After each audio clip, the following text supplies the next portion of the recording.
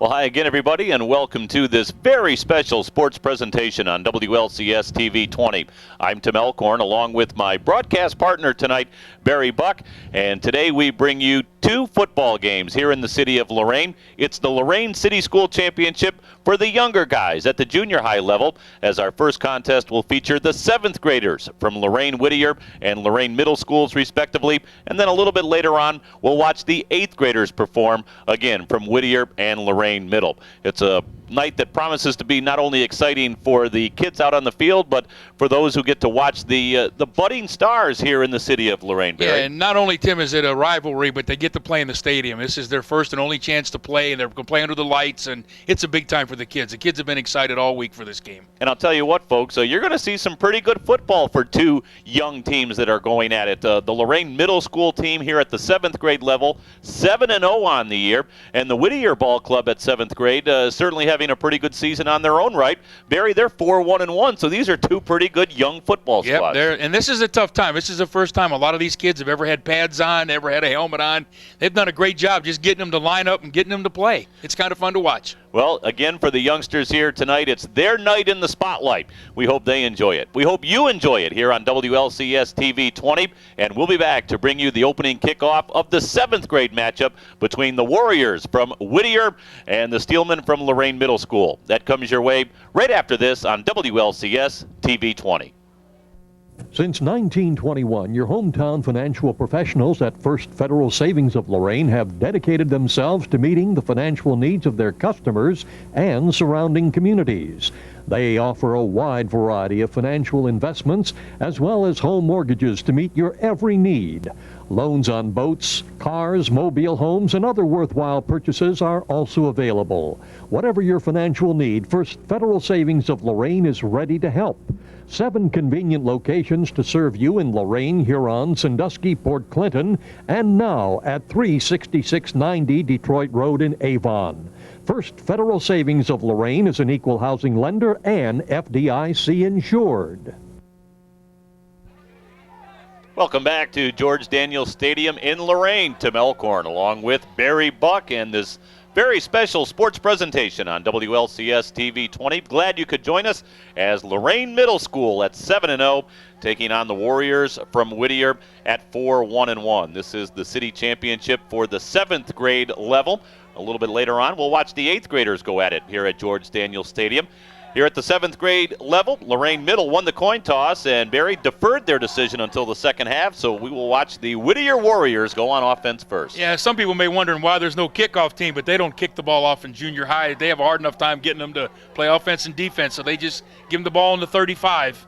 So here we go, first down and 10, as Whittier will have it first.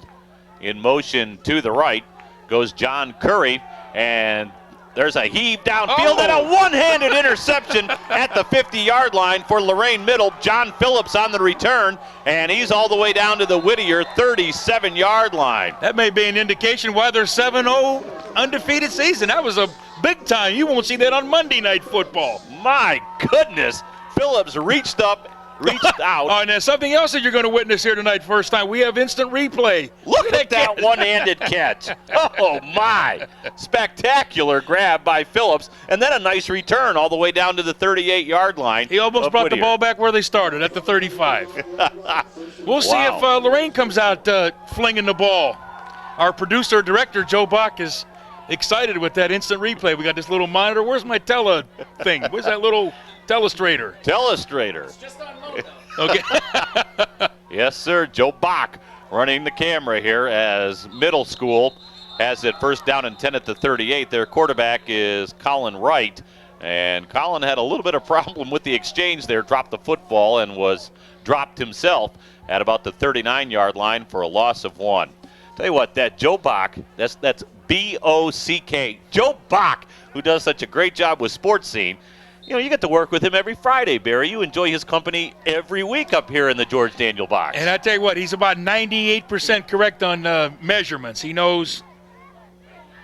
Second down and 11. Colin Wright turns, hands off. There's some running room for Derek Carter down the left sideline, and he's tiptoeing on the sideline and stepped out of bounds. at about the 31-yard line. Tim, one of the things you'll see Lorain Middle School lining up in the same formations and same offense that Bill Jones has at Admiral King. And I think that's one of the things that's important is to get these kids, if you're going to teach them the fundamentals, teach them the terminology that the high school uses so they'll know the terms, they'll know the words and the positions when they get up there as freshmen. By the time they're seniors and juniors, they've run this offense 5 years. Actually, Derek Carter was able to scamper all the way down to the 26-yard line, and that's enough for a Lorain Middle first down. 7:11 to go, first quarter. We're just underway. Handoff goes to Julius Rollins, and Rollins for Lorain Middle is stacked up in the backfield. Back to the 31-yard line. Another difference you're going to see is that was number 52 carrying the ball. You won't see that in high school unless they pick up a fumble. But in the middle school, the numbers aren't nearly as important. Here comes John Phillips in for Lorain Middle. He made that spectacular interception at the midfield stripe, and then the nice return to put the Steelmen in scoring territory. No score early going here at George Daniels Stadium. Again, the 7th grade championship. There's the handoff to Phillips. Phillips with some blockers in front of him, play. But he's hit and doesn't elude the tackle in the backfield as Andre Nash for Whittier was able to knock him down at about the 32-yard line. He took on the blocker and took both of them right back into the backfield. They're also nice to see. You look on the sidelines and you see at least 40 kids on each side. That's got to be encouraging for the high school coaches to see 47th graders on each team coming to their high schools. Barry, I think we have a young lady checking into the ball game. Jillian Van Wagnen has lined up in that wing left. She's got the hair flowing out down on her number 31. She just went in motion and got the pitch, and now she gives it on a reverse, and there's lots of running room to the 20, to the 10, to the 5, and a touchdown for Lorain Middle's Derek Carter. Now, I know in basketball, Jillian would get an assist. Does she get one in football? Does she get for handing that ball off? Van Wagnen, I think her brother plays for Admiral King, and he plays exactly, he might be the wingback. He probably taught her how to do that.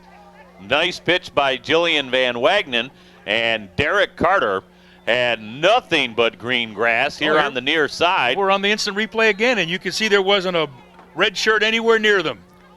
One of the problems you have with junior high kids or middle school kids is they want to chase the ball, and they all went after the girl and left this side of the field wide open. And now Lorain Middle will go for 2, and the straight-ahead handoff to Julius Rollins, and indeed the 2-point conversion is good. So Lorain Middle taking advantage of the interception by Carter, and then Carter scores later on in the drive. So he was a one-man wrecking crew there for the Steelmen, and they now lead it 8-0 with 5:40 to go first quarter. If our cameraman could pan right down from the scoreboard, he'll see the 8th grade Lorain Middle team. They were trying to start the wave as they're rooting on their fellow teammates. So it's kind of nice to see the kids involved in the game at both levels. Explain to him how to use that mic. We're hearing all the extra stuff. How long was Carter's run there? About 28 yards? Yeah, I think it was. Kenny in the office? 28-yard run for Carter. Way too loud. Makes it an 8-0 ball game. Listen to the Big E, Ray Eversole, barking out instructions here in the press box behind us. Taking charge. Whittier with the football. First nice and 10 turn, at their own nice 35-yard line. And dodging out. tacklers and getting free is Andre Nash. And Nash over the 40 to about the 43-yard line. That was the same young man that made the nice defensive play, Tim. So he's going to have a decision to have to make here pretty soon whether he wants to play which side of the ball. And Whittier's come out both times throwing the ball. Whittier, again, a terrific 4-1-1 record. Lorain Middle coming into today's city championship game with a record of 7-0. Whittier facing a 2nd down and 2. Ball at their own 43-yard line. Stacked I formation. Handoff goes to the 3rd back. And for Whittier, that's Michael Basin. And Basin doesn't get much. Basin thrown for a loss of about 1. We have one of the Lorain Middle coaches down here in shorts. That's a true football coach. He's coaching in shorts with the Adidas jacket on. He's on about the 45-yard line.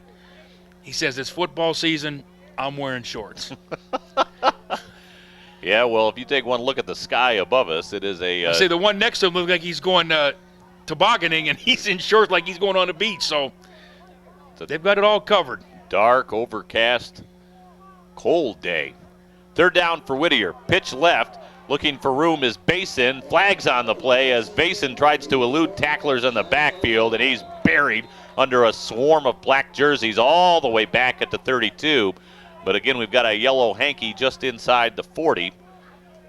Lorain Middle School players and coaches are indicating it's against Whittier. I would bet the kids are excited that it's cold and dark because they turned the lights on early. And so not only do they play, I think last year we played, it was a real nice day. And so the 7th graders don't get to play under the lights. And today they get to do it all. And we were talking before the game, I hope the parents and the people can appreciate the condition of that field. You know, I was just going to mention, look at the field as far as the condition of the playing surface here. And this is week 9 at George Daniels. Soccer and all kinds of football. This is probably one of the best looking conditioned stadiums in the area. I guarantee it is. Boy, Kenny Clark and his staff deserve a tremendous amount of credit. It looks spectacular.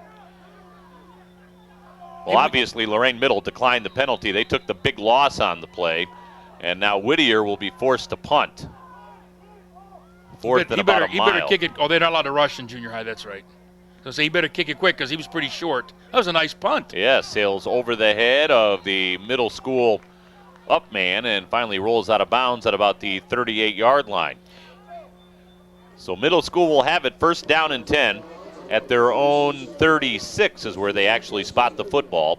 3:55 to go in the first quarter, and Lorain Middle leading 8-0 as earlier in the period, Derek Carter scampered 28 yards for the only score in the ball game. And people looking at the field, the yellow marks are for soccer, and they're wondering what the big circle is for, and the goal box outlines and near the end zones. Those are soccer number letters and lines, and you have the yellow lines on the side. Soccer field's a little bit wider than a football field, so the yellow is for the soccer, and they just had a tournament game here, I think, Monday night. Amherst Admiral King had a heck of a soccer game earlier. Colin Wright turns, hands off. Derek Carter looks to get outside. He's to the 40, to the 45, stays in bounds, and he may go. Carter to the 30. They won't catch him to the 20, to the 10, to the 5. Derek Carter with his second touchdown of the afternoon. They had him in the backfield, and he broke free, and then it was off to the races. That was, 72 yards? You say we started on the 28?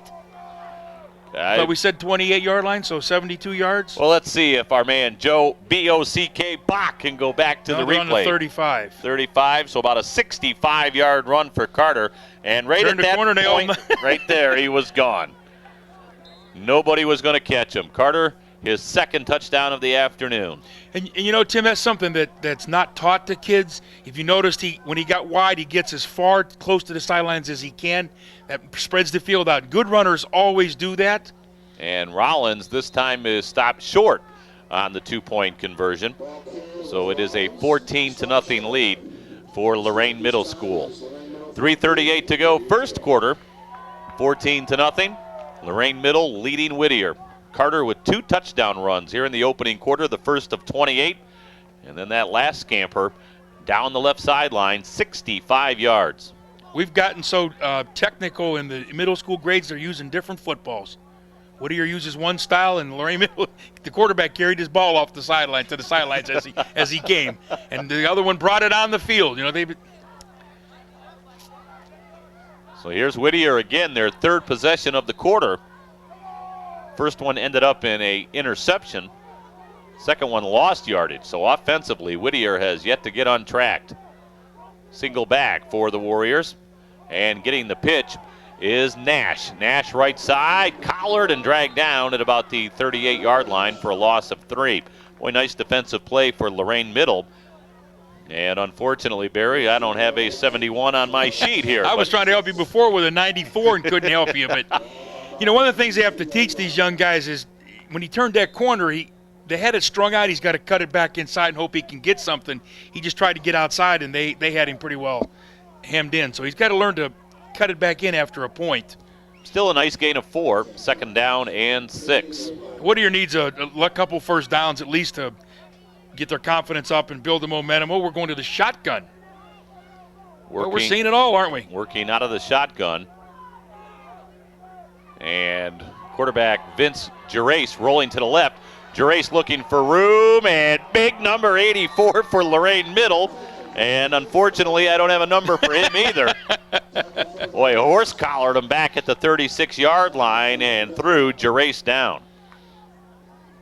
But we've got to talk to the coaching staff at Lorain Middle about their roster here. Young men deserve a little recognition. Yeah, when you're 7-0, you're concentrating on game films and scouting reports. And speaking of Lorain Middle's coaches, Mr. Hellinger along with Mr. Beret, Mr. Dudziak, and Mr. Monalone.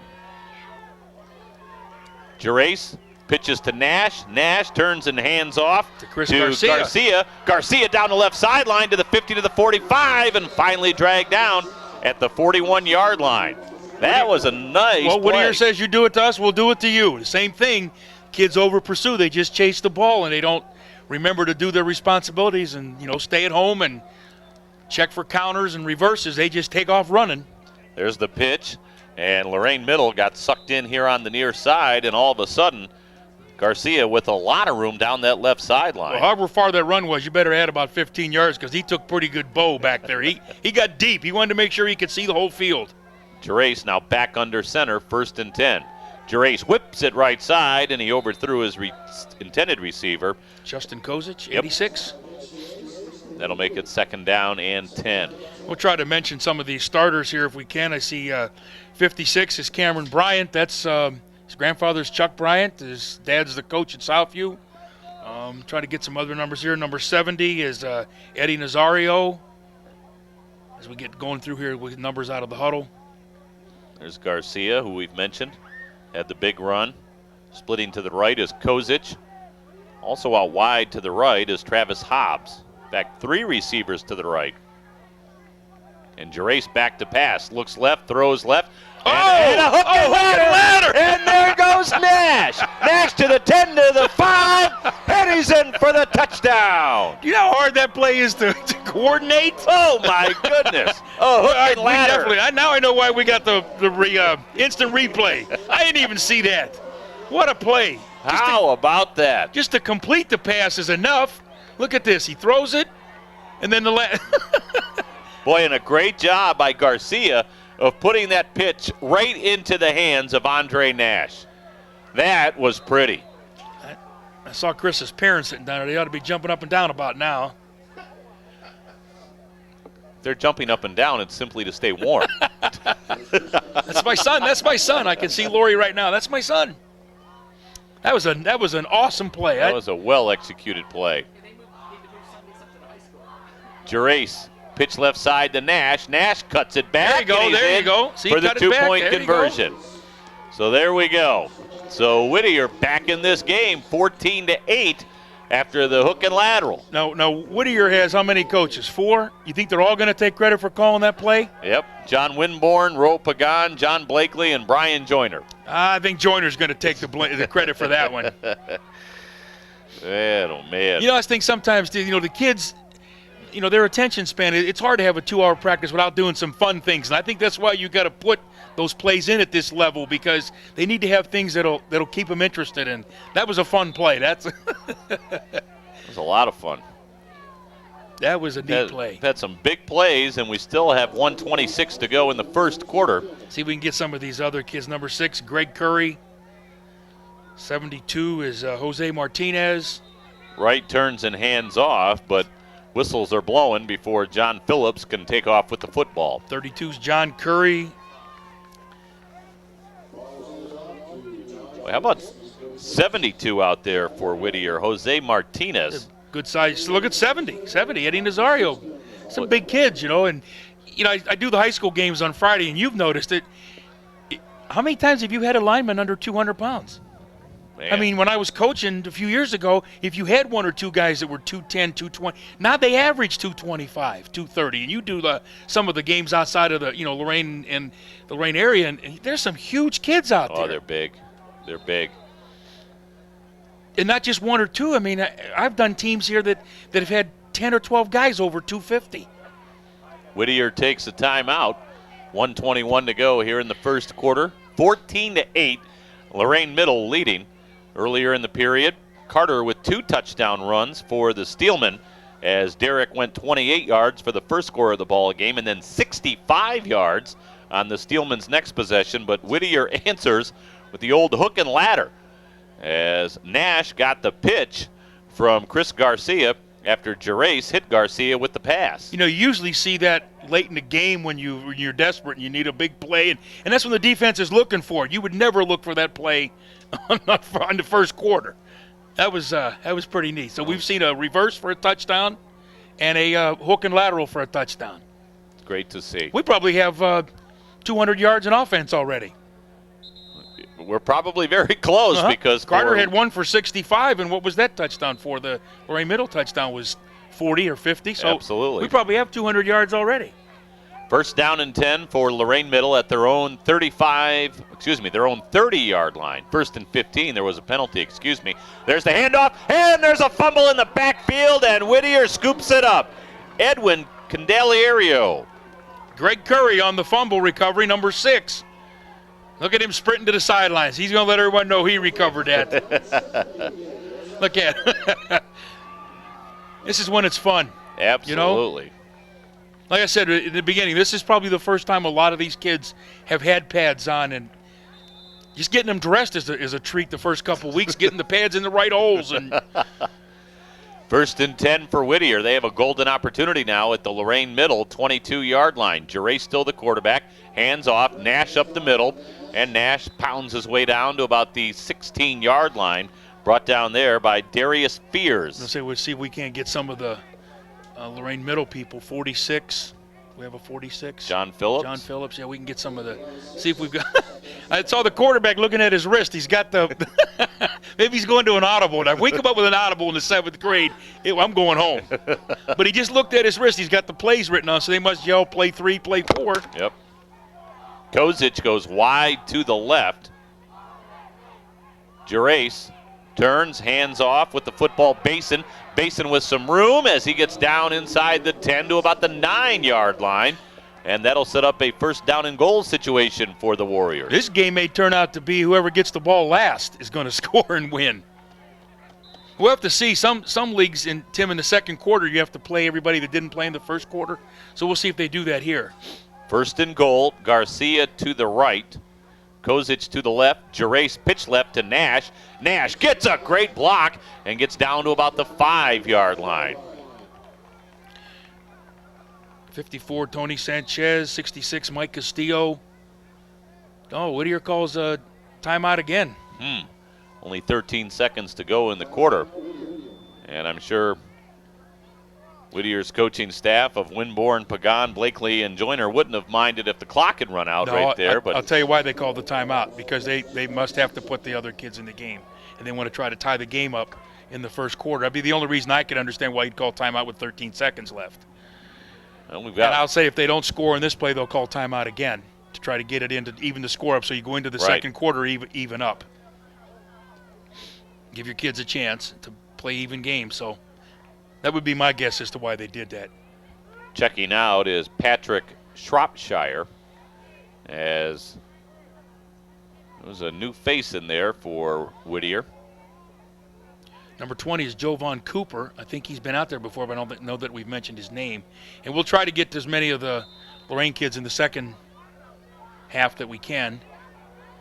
At number 16, a quarterback out here on the end. Tough little kid for that size to play football. Here we go. Gerace pitch to Nash. Nash turns, hands off to Garcia. Garcia with blockers, but a nice play for Lorain Middle, as stringing it out was the defensive back. And again, I'm not sure I have a number in the program, but boy, a terrific play by the defender for the Steelmen. Yeah, you see him changing teams. Tim, you see him changing teams, so that's... Well, one quarter is in the book here at George Daniels Stadium. At the end of one, Lorain Middle leading Whittier 14-8, but the Warriors are threatening. We'll be back with the second quarter of play after we take this time out on WLCS TV 20 Lorain City Schools.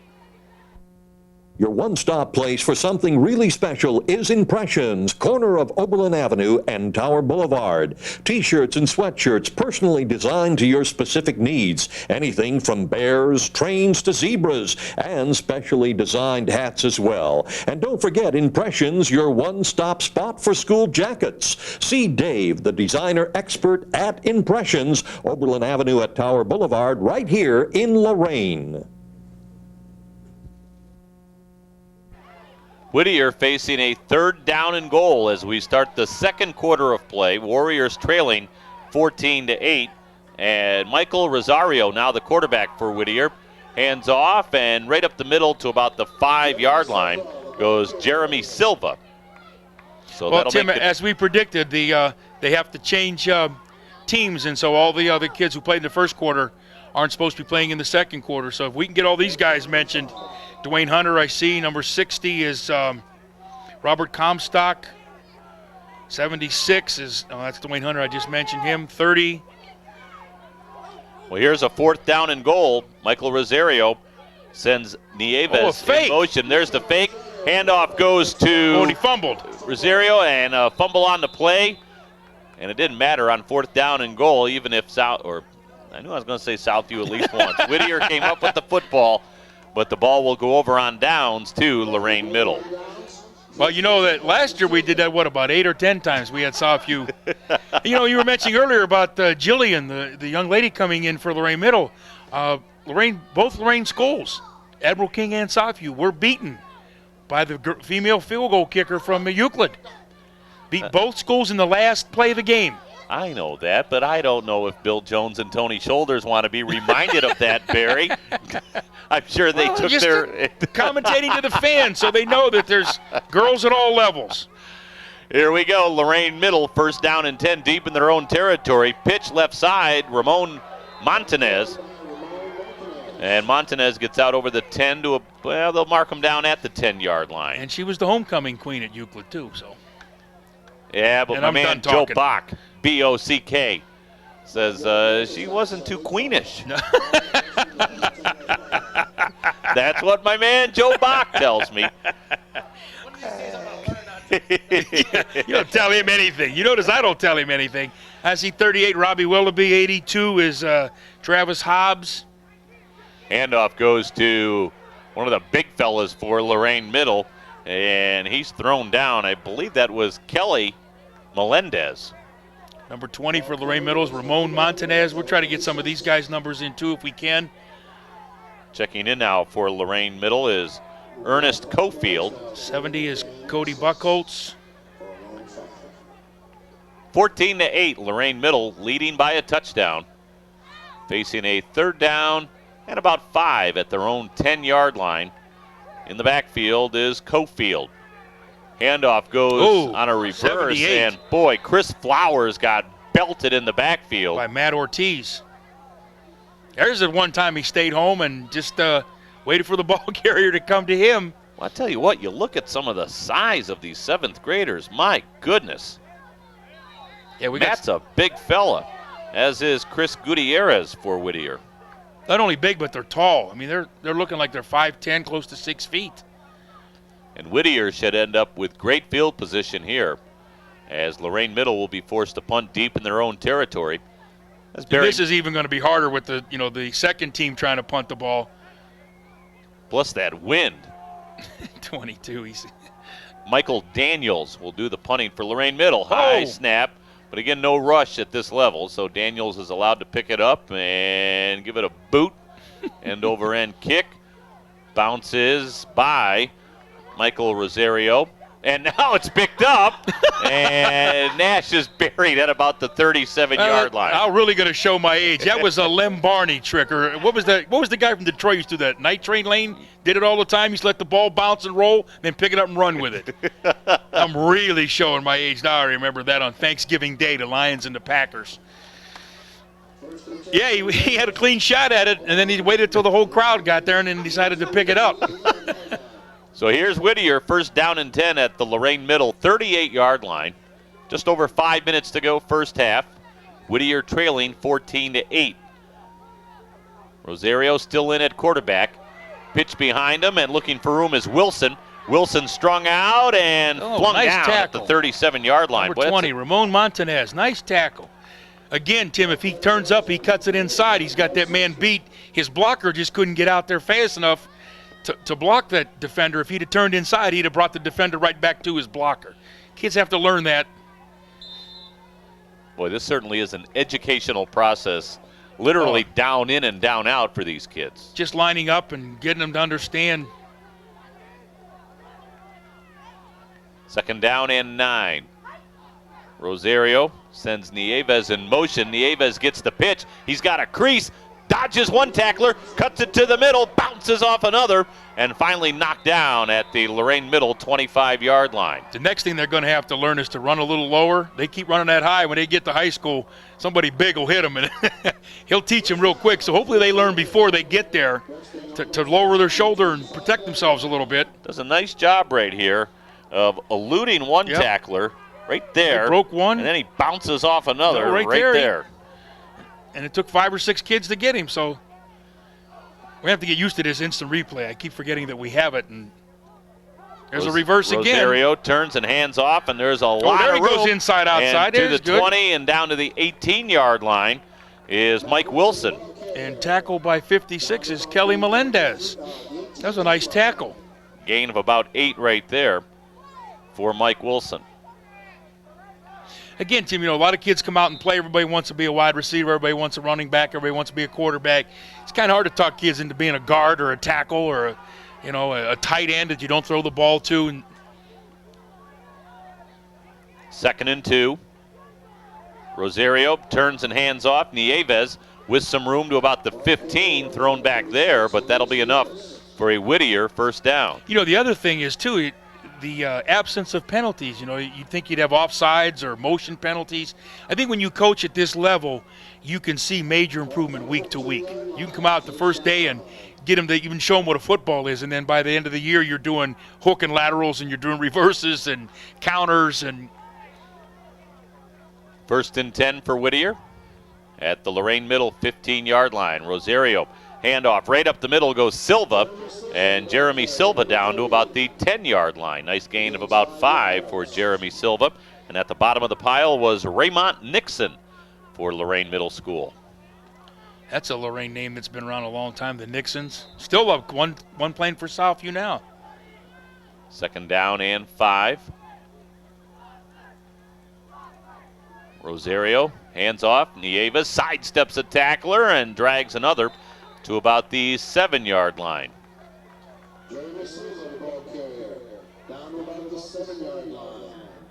56 again, tackled by Kelly Melendez. Yeah, Tim, the other night, Jeff Hughes from Southview broke the all-time rushing record at Southview, and there's been comparison that maybe he's the best back that's ever been in the city of Lorain. And there's been some great ones. Dennis Washington and all the way back to Virgil Williams. Handoff up the middle and carrying a couple of tacklers down inside the 5, close to the 2-yard line, is Maurice Nieves. And Gary Patton and then Raymont, Raymont Harris. And I guess I'm a little partial to that. I think Raymont was the best that I've seen just because of his size. I mean, he was 6'2", 210, and he was just a load when he ran the football. He didn't need a blocker. He just blocked for himself. And a quality young man, too. Working in Columbus now in radio. Quarterback sneak, and into the end zone for the touchdown is Michael Rosario. And this game is tied at 14, and now Whittier will look to take the lead on the 2-point conversion. When Raymond was a junior, I was coaching at Emerald King, and I needed a defensive end.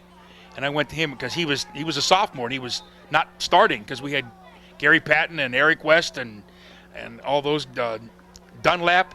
And I said, "You want to play defense?" He said, "I don't hit people, Coach."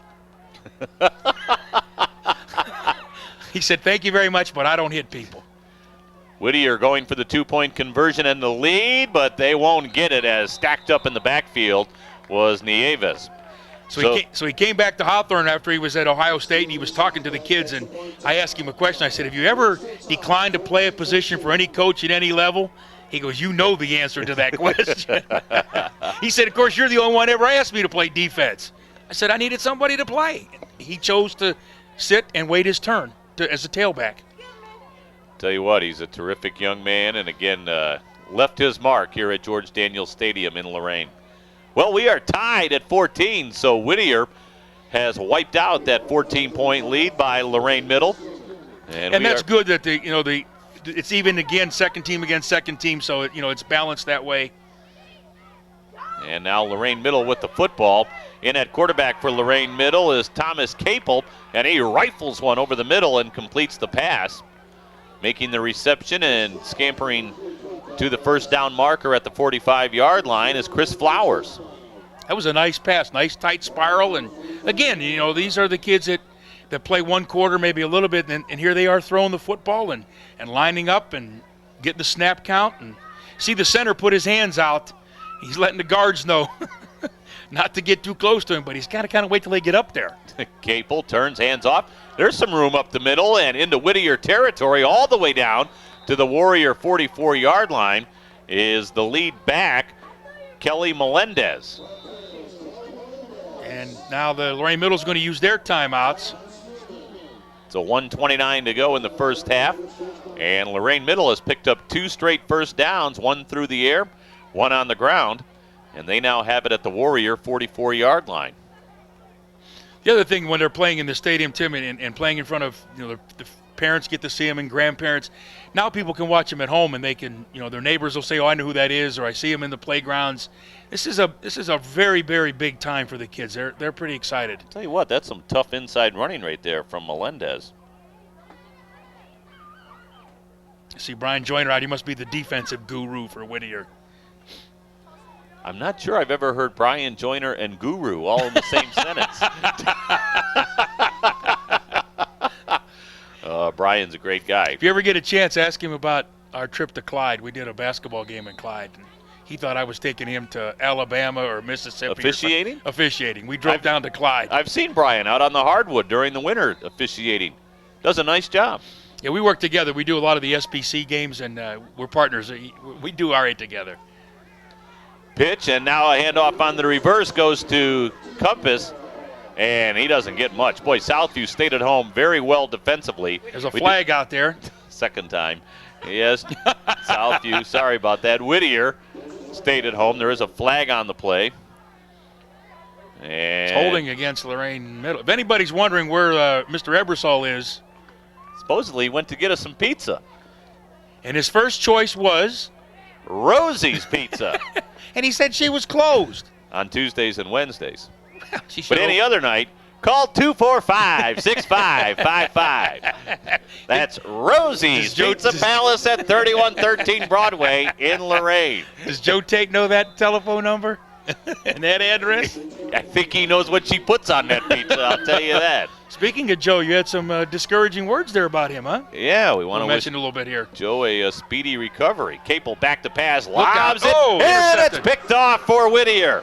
Travis Hobbs on the interception for the Warriors, and they'll get the ball back with 1:05, 1:04. The clock's still running. Now, can I put Brian Joyner and defensive guru in the same sentence? There you go. He called that interception. Yep, pass was overthrown, and a nice job from Hobbs. He reached up high above the head, and making the tackle was Ramon Montanez, who was the intended receiver.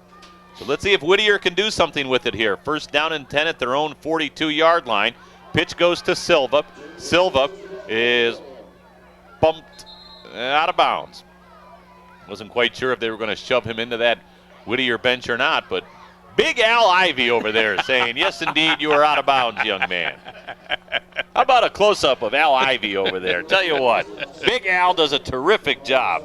And he's not as big as he used to be. No, he's getting Big down Al. there. Yes, we could call him svelte at this point.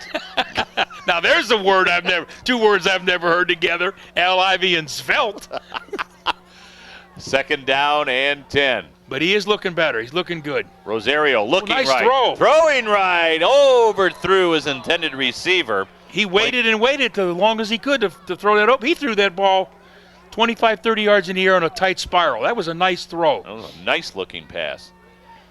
But yeah, getting back to Joe Tate, he had a viral infection, a blood infection, and was under the weather, in fact, hospitalized for a few days. But I talked to him earlier today and says he's on the mend, so we wish him the very best. For those that listened to the Cavs game last night and didn't know where he was, maybe he thought you weren't allowed in Canada.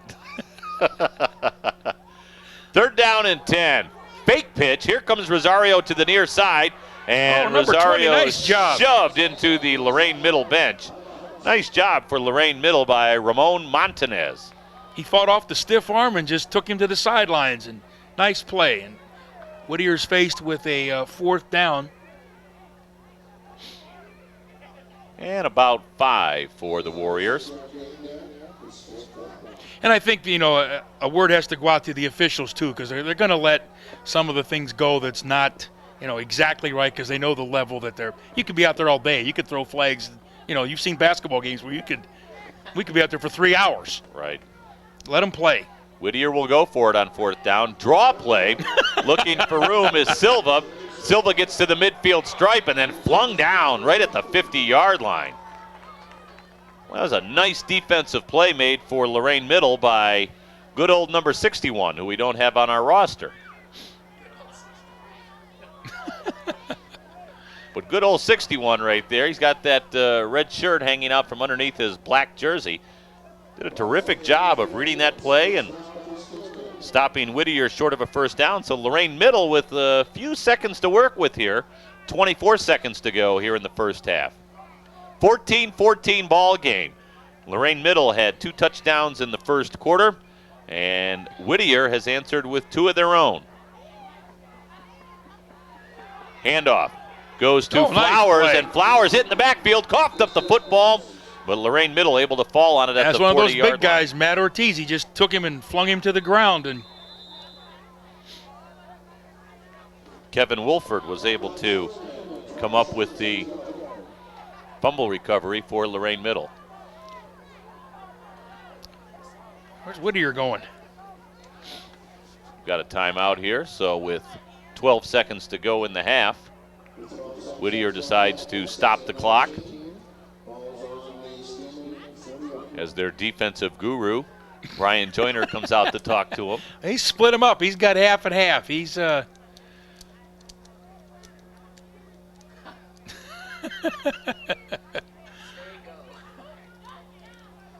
trying to figure out what Coach Joyner's going to put him in where he wants him with the last 12 seconds. He's not going to take any chances with a lineup. He's going to put him right where he wants. Look at him. And he wants 3 guys deep. There we go.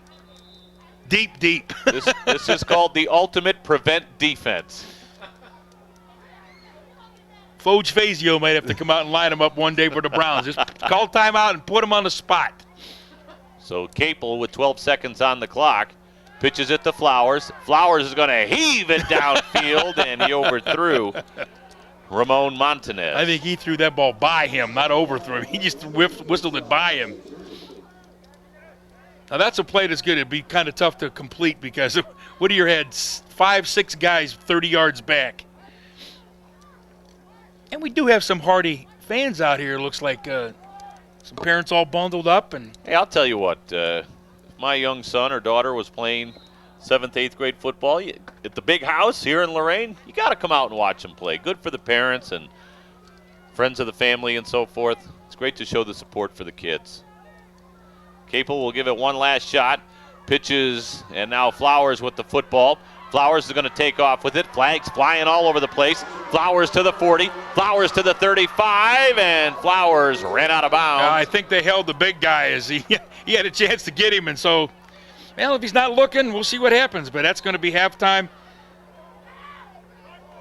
Brian Joyner telling him decline. And yep, let's bring it into the locker room, guys. So that we will do.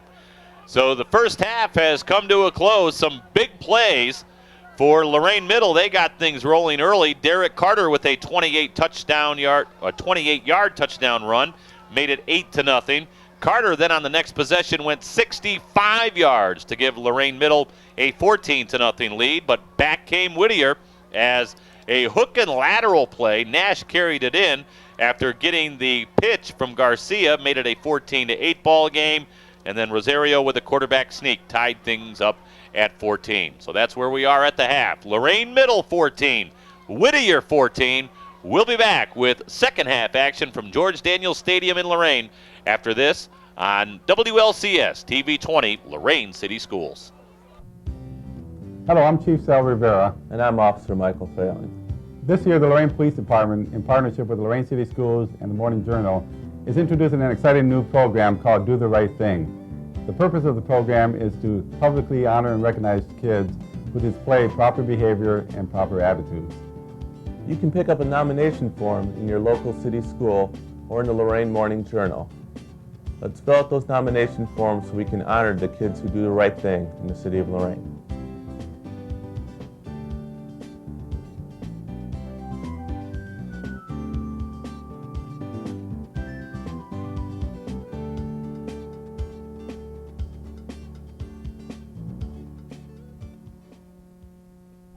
Here we go, start of the second half. George Daniels Stadium, the site, as Lorain Middle takes on Whittier. And Lorain Middle with the football as we open up the third quarter. And not much running room for Julius Rollins, as he's thrown down after a short gain of 1 to about the 36-yard line. Looks like Whittier is just going to put Matt Ortiz on that side of the field and say, you take care of this side of the field, and we'll put the other 10 guys going the other way. That's about his third or fourth big hit in the last couple series. Jillian Van Wagnen now checks in for Lorain Middle. She played a key component in their first touchdown, the 28-yard scamper by Carter. Handoff goes to Derek Carter. He's had a big game, although he's shut down for a short gain right there, as over on the opposite side of the field, Andre Nash. Yep, Andre Nash did a nice job of shutting that. You know what they did? They probably put Jillian in there, and Whittier was yelling, watch the reverse, and they just ran a regular play. We'll set up a third down and about 7 for Lorain Middle. Again, 14-14 ball game, the city championship here at the 7th grade level between Lorain Middle and Whittier. Coming up a little bit later on right here on WLCS TV 20, we'll have the 8th grade championship between the Steelmen and the Warriors. 3rd and 8 for Lorain Middle. Colin Wright at quarterback, and there's flags flying all over the place as he gave it to John Phillips. Phillips got buried in the backfield. That was a great play, but I think he grabbed the face mask, and that's going to nullify that loss. And well, maybe not. You see, Joe Bach, B-O-C-K, a little Q-U-I-C-K on the call. Joe Bach, let the officials sort it out. That's why Big Al Ivy is out there. He's the man in charge. Whether he's the referee or not. That's right. So John Phillips now checks in for Lorain Middle as they are facing 4th and about a half a mile. I was just going to say about 17, I believe. So they will kick it away. Colin Wright sets himself, gets away a high wobbler. Nash has it at the 48. Block. Boy, he got a terrific block. Big block. Number 84, Michael Basin, just decleated. I like that one, Barry. That's what we used to call them, a decleaters. You used to get a star, a little buckeye on your helmet for a decleater. We see the instant replay there. We'll see. There's Joe in the instant replay, and watch this block right here. Oh, big. Great block. Well, look at Joe Bach even has the little insignia there. That means it's rental equipment. That means please return by Monday.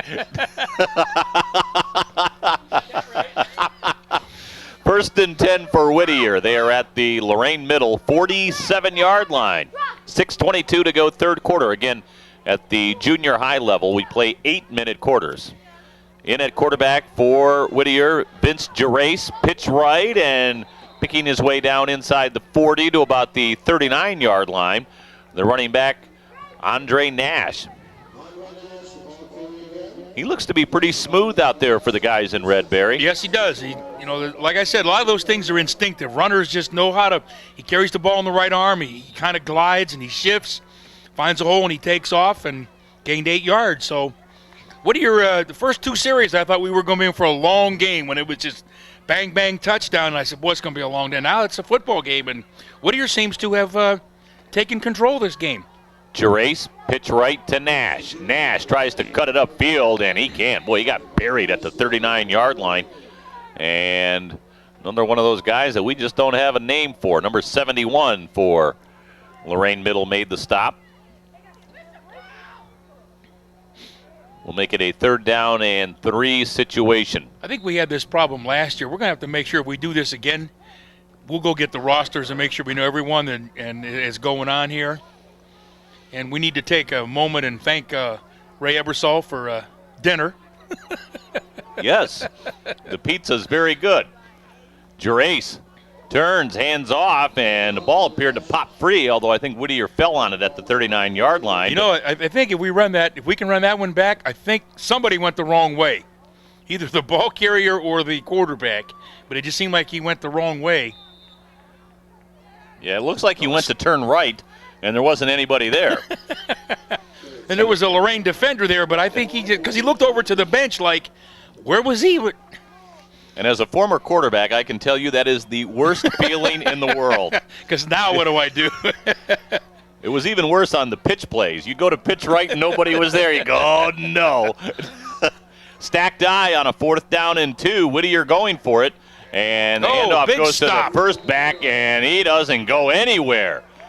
Boy, Nash got the handoff and got absolutely annihilated at the 40-yard line. Boy, big defensive play for Lorain Middle as they snuffed that drive out. So the Steelmen will get it back with 4:14 to go. 3rd quarter of play. We are deadlocked here at George Daniels Stadium on a dark, overcast October afternoon. 14-14 ball game. Lorain Middle scored the first 2 touchdowns of the contest, and Whittier answered back. And now Lorain Middle with Colin Wright at quarterback. Turns, hands off, and now bouncing to the outside is Julius Rollins. He's to the 50, to the 40, and Rollins breaks the tackle to the 30, to the 20. Rollins, the big fella, to the 10, to the 5, touchdown. He just ran over one player and then just broke the other one. I thought for sure Whittier had him hemmed in and pinned on the sidelines and out about the 25, and he just took it all. He took it to the house. Julius Rollins. That's 2 good running backs that where's Bill Jones? Is he salivating? Is he looking for that? My goodness. Big Julius puts Lorain Middle back on top, 20-14, as he popped off a couple of tacklers and rumbles in for the score. And now the Steelmen will go for the 2-point conversion. And your eyes are not deceiving you. He is number 52. That is correct. If you saw that on Friday night, it'd be a center. And now in the backfield. 71. 71. Tackle eligible. Again, the guy that we don't have a name for, he gets the handoff and plunges in for the 2-point conversion. Could be the fridge like the Bears had, remember? That's true. I'll tell you what. You put Julius and 71 in the backfield together, they'd block out the sun. And along with 24. Yeah, they were that's a big combination back there.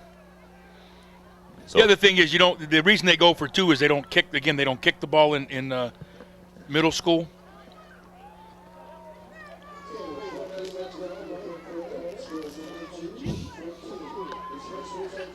See, Barry, how this works is when I eat the pizza, you talk, and when you eat the pizza, I talk. See, I grab my pizza and get a bite, and then you do the same thing. Well, I'll watch you. We'll let the picture tell the story for a moment or two. Gerace turns and hands off. Oh, what a hit.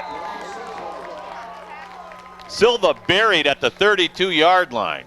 Number 56. We have his number? Yes, we do. Kelly Melendez. We've mentioned his name quite a bit on the defensive side, so.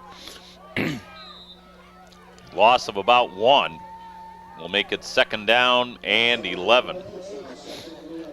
Oh, I thought my timing was perfect. I figure, well, Joe Barry's talking. I'll grab a piece of pizza here.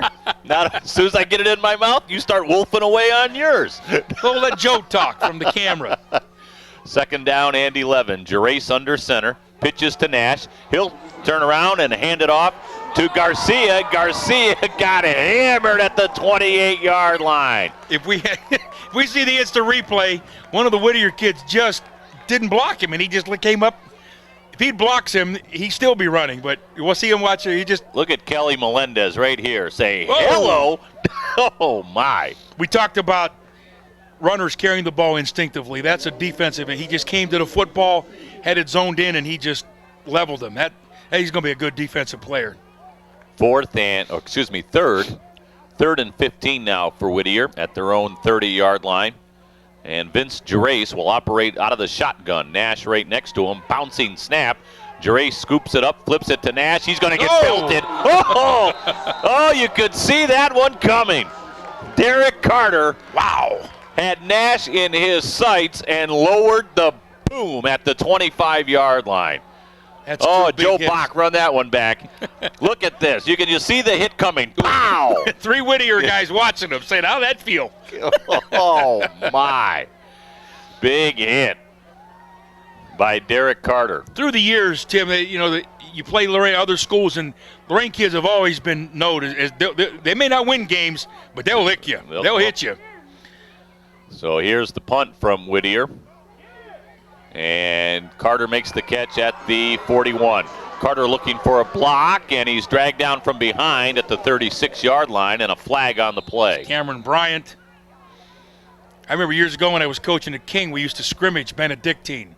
And Augie Bousseau used to get off that bus with the biggest kids in the world and say, why do you want to scrimmage us? He said, because your kids will hit us. We didn't beat them very often, but he said, your kids will hit us. So he must have a face mask. Yep, the penalty against Whittier. Tony Jordan on the call. Pushes the ball to the 31-yard line. So with 1:44 to go in the third quarter, Lorain Middle, again with a 7-0 mark coming into today's ball game, leading 22-14.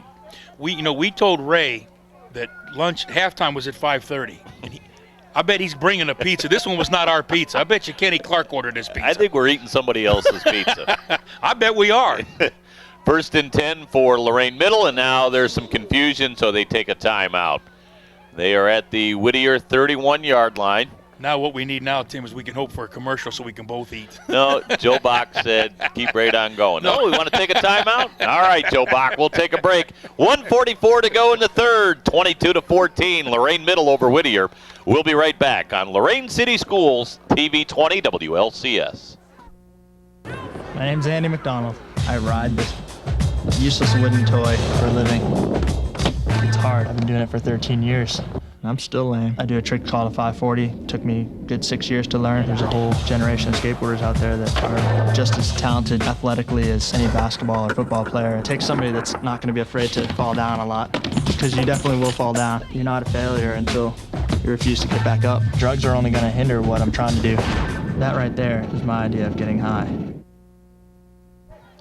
Welcome back to George Daniels Stadium. Colin Wright still in at quarterback for Lorain Middle. Turns and hands off. There goes Julius. Julius Rollins down the right sideline. Bangs to the 10 to the 5. And finally dropped at about the 4-yard line.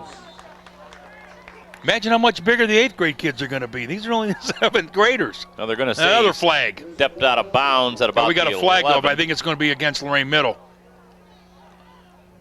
Yep. We got a hold. Holding call against Lorain Middle. Boy, hard to believe that Julius Rollins would not even remember Julius Irving. But he's kind of doing his own Dr. J imitation out there with some acrobatics on that field, isn't he? Yes, he is. Holding call brings the ball all the way back to the 32-yard line. Maybe that's how he got so open, was that holding call. That could be.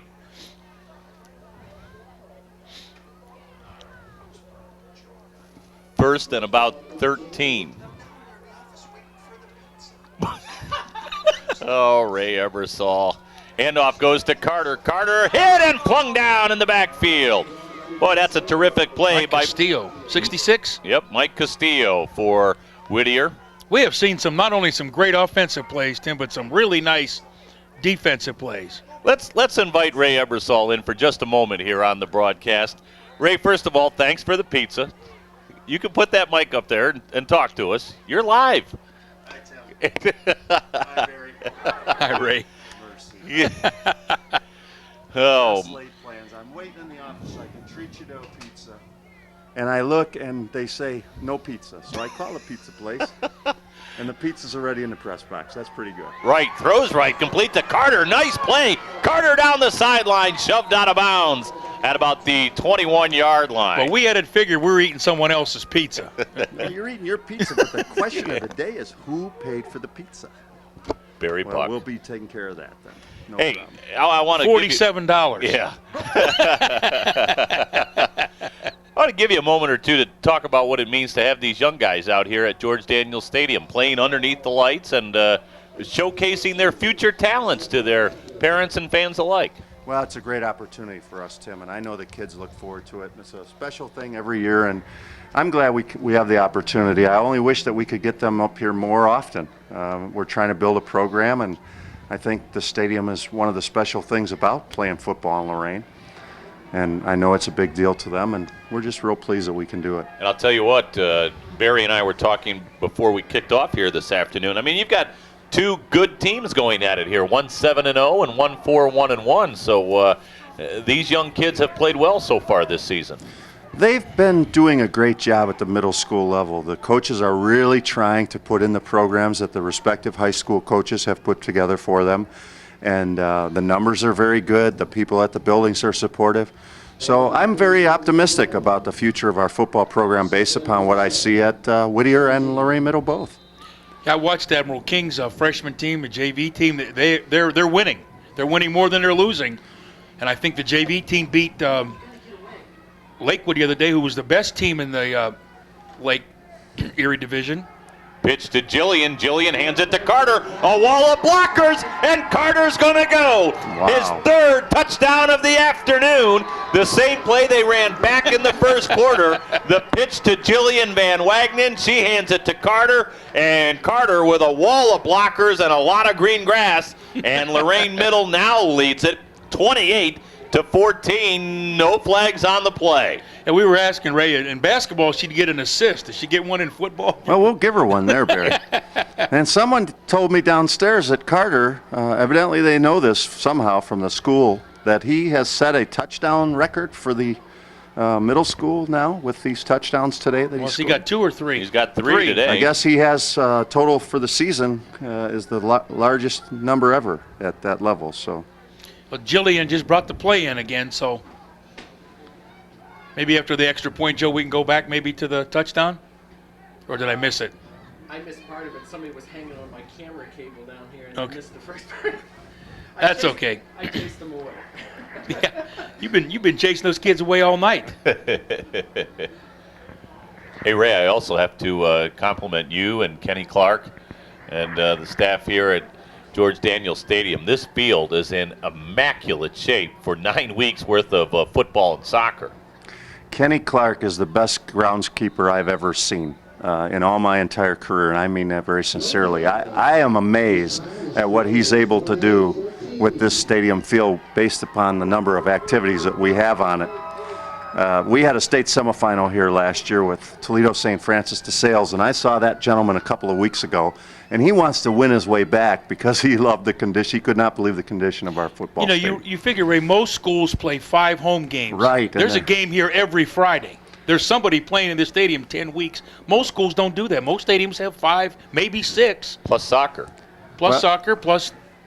Well, it's funny, Barry. We were in Columbus at that same meeting, and athletic administrators were together, and they were all lamenting the fact that they were already playing on mud. And I sort of sat back, and I was enjoying that a little bit. And those folks have a lot of resources and dedicated soccer fields, and sometimes we don't enjoy those luxuries, but we are very, very proud of our football Well, field. you had a soccer game here Monday, did you not? Yes, we did. So that'll be three games this week. Right, and that's in a the light stadium. week. Gerace out of the shotgun, draw play to Nash. Nash being harassed, and there's about 5 black jerseys to bury him back at the 25-yard line. And I'll take a guess that one of them's 56. No doubt about that. Kelly Melendez was in there. You see a lot of kids, they shuffle their feet and they just try to make contact. He comes all out for that tackle, and that's going to be the last play of the quarter. So Lorain Middle puts 2 touchdowns on the board here in the third quarter, and that 14-14 halftime tie has become a 28-14 Steelman lead at the end of 3. We'll be back for the fourth and final quarter from George Daniels Stadium after this on WLCS TV 20, Lorain City Schools. Every time an adult gives up on our kids, every time we surrender to the belief that their future is out of our hands, another child is left behind. I'm General Colin Powell, and I don't believe in giving up. That's why I'm asking you to join America's Promise. Log on to americaspromise.org or give us a call.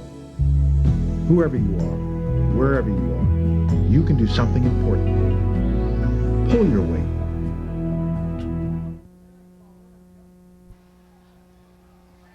Here we are back at George Daniels Stadium. Tim Elkhorn, Barry Buck, and of course, Joe Bach running the camera and making things go smoothly as Lorain Middle leading 28-14 as we open up the final quarter. And Whittier on offense. Draw play goes to, I'm not sure if that was Nash in there or not, but play stacked up after a gain to about the 29-yard line. Well, Tim, if we have as much fun in the second game as we've had in the first game, that's more fun than anybody should be allowed to have in one day. This has been a very entertaining football game for the 7th graders. Again, Lorain City School Championship for the 7th grade between Lorain Middle and Whittier. And following this one, we'll bring you the 8th grade City Championship. And we should see a lot of the same formations, a lot of the same plays because, as Ray said, they're starting to follow what the high school coaches wanted to do. 3 receivers to the right. Gerace throws right, down on his knees to make the catch with Nash, and then he got a hit by Derek Carter. And he was already down because his knee was on the ground. That's one of the plays that they're talking about changing in high school football. If you get down and there's no real buddy around you, you're penalized for having to go down to catch the ball. You should be able to get up and run again. I'd like to see that rule changed. I know a lot of coaches would not. There's a safety factor and so forth, but in a situation like that right there at the high school level, got a young man that can get back up and run, let him get back up and run. Well, you know, you're the referee, you're the official. You have the whistle in your mouth. You blow dead if you think there's a possibility of him getting smacked, right, getting hurt. But if he's wide open. Here's Carter on the punt return. 3 touchdowns today for Carter, although he won't score one here. There's about 4 red jerseys to throw him down as he got to the Whittier 47-yard line. I think Justin Kozic was the first to hit him, 86. That was good punt coverage. You know, again, they're not allowed to release until the ball's kicked, and, you know, they don't kick it very high usually. And we have seen some fundamentally sound football. I mean, they catch punts. You don't even see that in high school. Most guys don't catch a punt in high school. Tell you what, you can see where these teams have been coached. Yes, they have been coached day in and day out. And it's hard to coach 40 kids, 50 kids. It's hard to do that with 3 or 4 coaches. How do you handle 50 kids, especially at that level? You know, their attention span's hard, and it's all new to a lot of them. And we've got a fumble on the exchange for Lorain Middle, although I think the Steelmen were able to fall on the football back at their own 49-yard line. We'll set up a 2nd down and 11.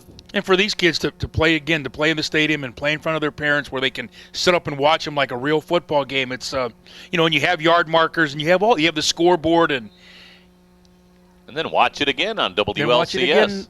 TV 20. Do we know when we'll be seeing this, Joe? We could tell the... Well, I think they're seeing it as they're watching it. Watching it now. You're watching it now. Here it is. Oh, my. Colin Wright still in at quarterback. Pitch to Jillian. There's the handoff to Carter. This play's worked all day, and it'll work again. There goes Carter right down the middle of the field. Play. That's a little different. That was a little wiggle to that play. He took it right up the middle. His 4th touchdown of the afternoon.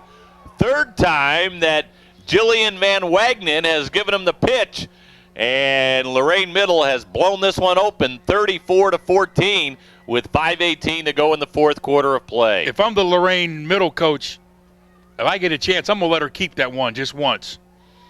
She does a great job of handing that ball off. Great cutback. And he switched the ball. If you notice, he put it to his left hand, then back to his right hand. You just can't teach that. That's just stuff, instinct. Boy, that young man has a bright future. And maybe now we know why they're 7-0. Well, if you had a weapon like number 24 in your backfield, you find a way to get him the football. And then when he got tired, we just gave it to 52. Julius. Dr. J back there, Julius Rollins. So Lorain Middle now with a big lead, 34-14. That's who's back there now. No, 71. And 71 just moving the pile, and he didn't quite get to that yard marker that indicates the 2-point conversion. So Lorain Middle stopped short on the 2-point try, but still a 34-14 lead. You know, one of the nice things, Tim, when we do the Friday night games, by the time the kids shower and get home, the game, Joe has it on TV like at 11:30 on Friday night. And I know a lot of parents, a lot of kids go home, watch it right away, especially if they win. Joe Bach is amazing. Don't you think he deserves a raise? Or at least be allowed to keep some of this equipment? I was going to say, at least get some equipment. Oh, you don't know how close this came to being not being around. It was one of the things being talked about, but there are a lot of people that enjoy this. When I'm out in the community and in the school, they'll say, "Well, you're the guy that's on TV," or "I recognize that voice," and you guys do a nice job explaining things. And a lot of people, and the volleyball, and then the basketball will be coming on, and sports scene with Tony Shoulders. I was going to say I get comments quite often on sports scene. Joe, how's that pizza? Barry, how's the pizza? Nothing like asking your color commentary guy how the pizza is as it droops out his mouth. Out of the shotgun, Gerace. Pump fake. Here comes the rush. Heaves it downfield, and it's intercepted. Making the pick, Tim Taylor. Tim Taylor on the return to about the 43-yard line. If you notice, he just kind of played safety. He just stood back till the ball was in the air, and he just went right to it. That's not the news guy, is it? I was just going to say, Tim Taylor anchoring that Lorain Middle defense. And anyway, when you asked me the question about the pizza when I didn't answer, I guess that's an answer in itself. Man. By the way, make sure you thank Ron Bacalar for me for letting me sit in today. I've enjoyed this. Ron just taking the night off, I guess? I guess. He just didn't.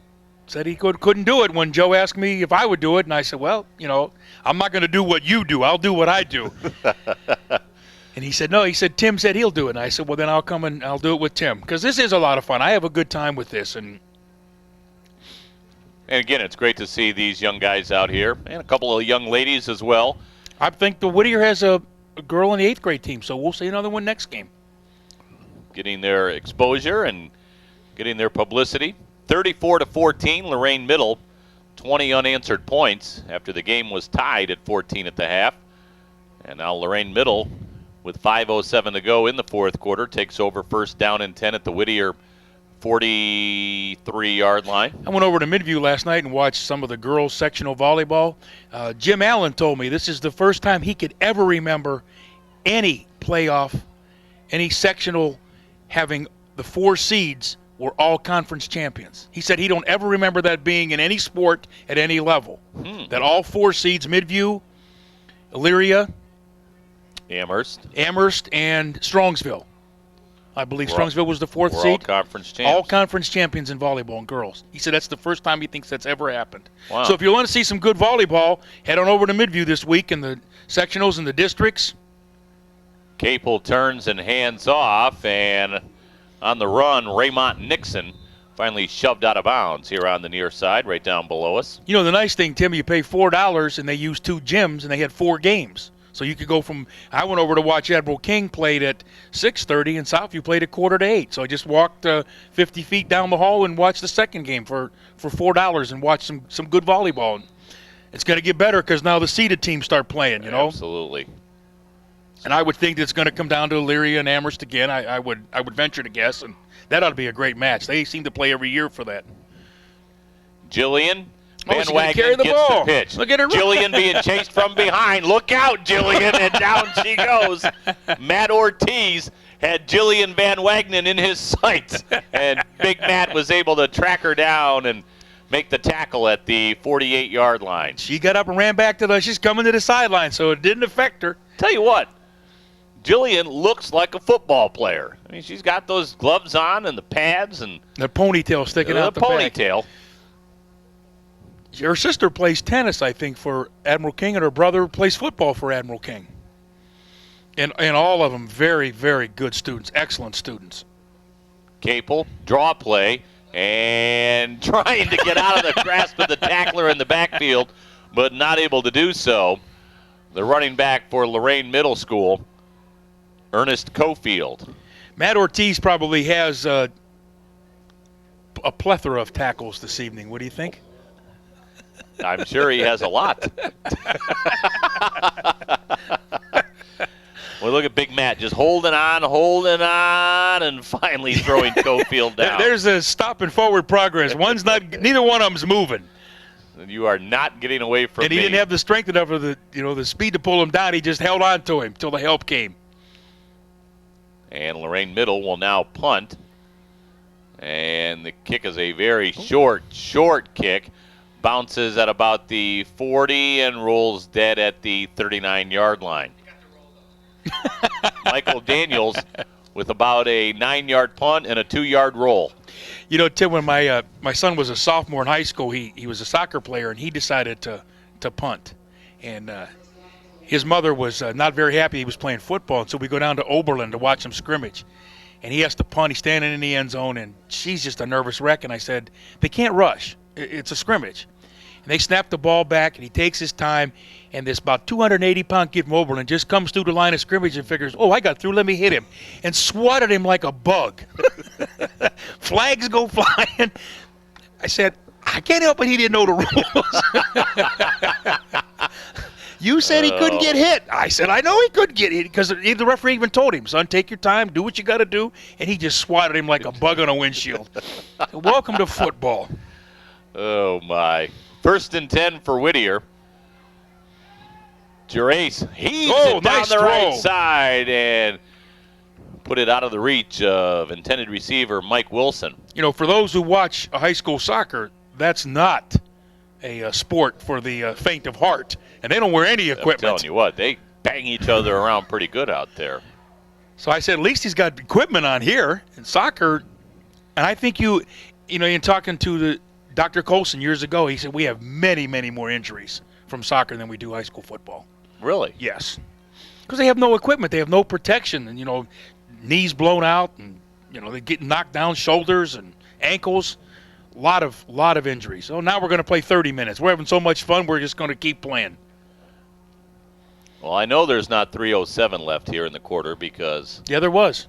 Was there that much time? Then he went to 30-70. There we go. I thought we were a little less than that. I think it's Beth Holko up there running the clock, though. So. Yep. We know that's not wrong then, is it? Oh, no. And if it is, it's Bob Azarides' fault because he happens to be in the same room. Well, I think Bob's doing the public address announcing, and then they're going to flip-flop for game 2. But you and I aren't, Barry. Nope. We're not changing spots. Maybe we had to go run the camera and let Joe come over here. 2nd down and 10. Flip to the right side, and in the backfield is Silva. Silva escapes a couple of tackles, but down he goes at about the 41-yard line after getting the pass from Michael Rosario. You know, Tim, there's a case where the tacklers get credit for the tackle, but number 70, the defensive end, I'd assume he just waited and turned the ball carrier into his help. He doesn't get much credit for that, but a good coach would notice that he did exactly what he... When I coached, when my linebackers were making tackles, then I knew the ends and the tackles were doing their job. 3rd down and about 7 now for Whittier. Spread out offense. Look at this. Guys everywhere. Guys moving. Look like Canadian football. Rosario pitches to Silva. Silva turns and hands it off to Wilson. Wilson with room to the left. Oh, did he get hit? The ball pops free, but Whittier falls on it at the 41-yard line.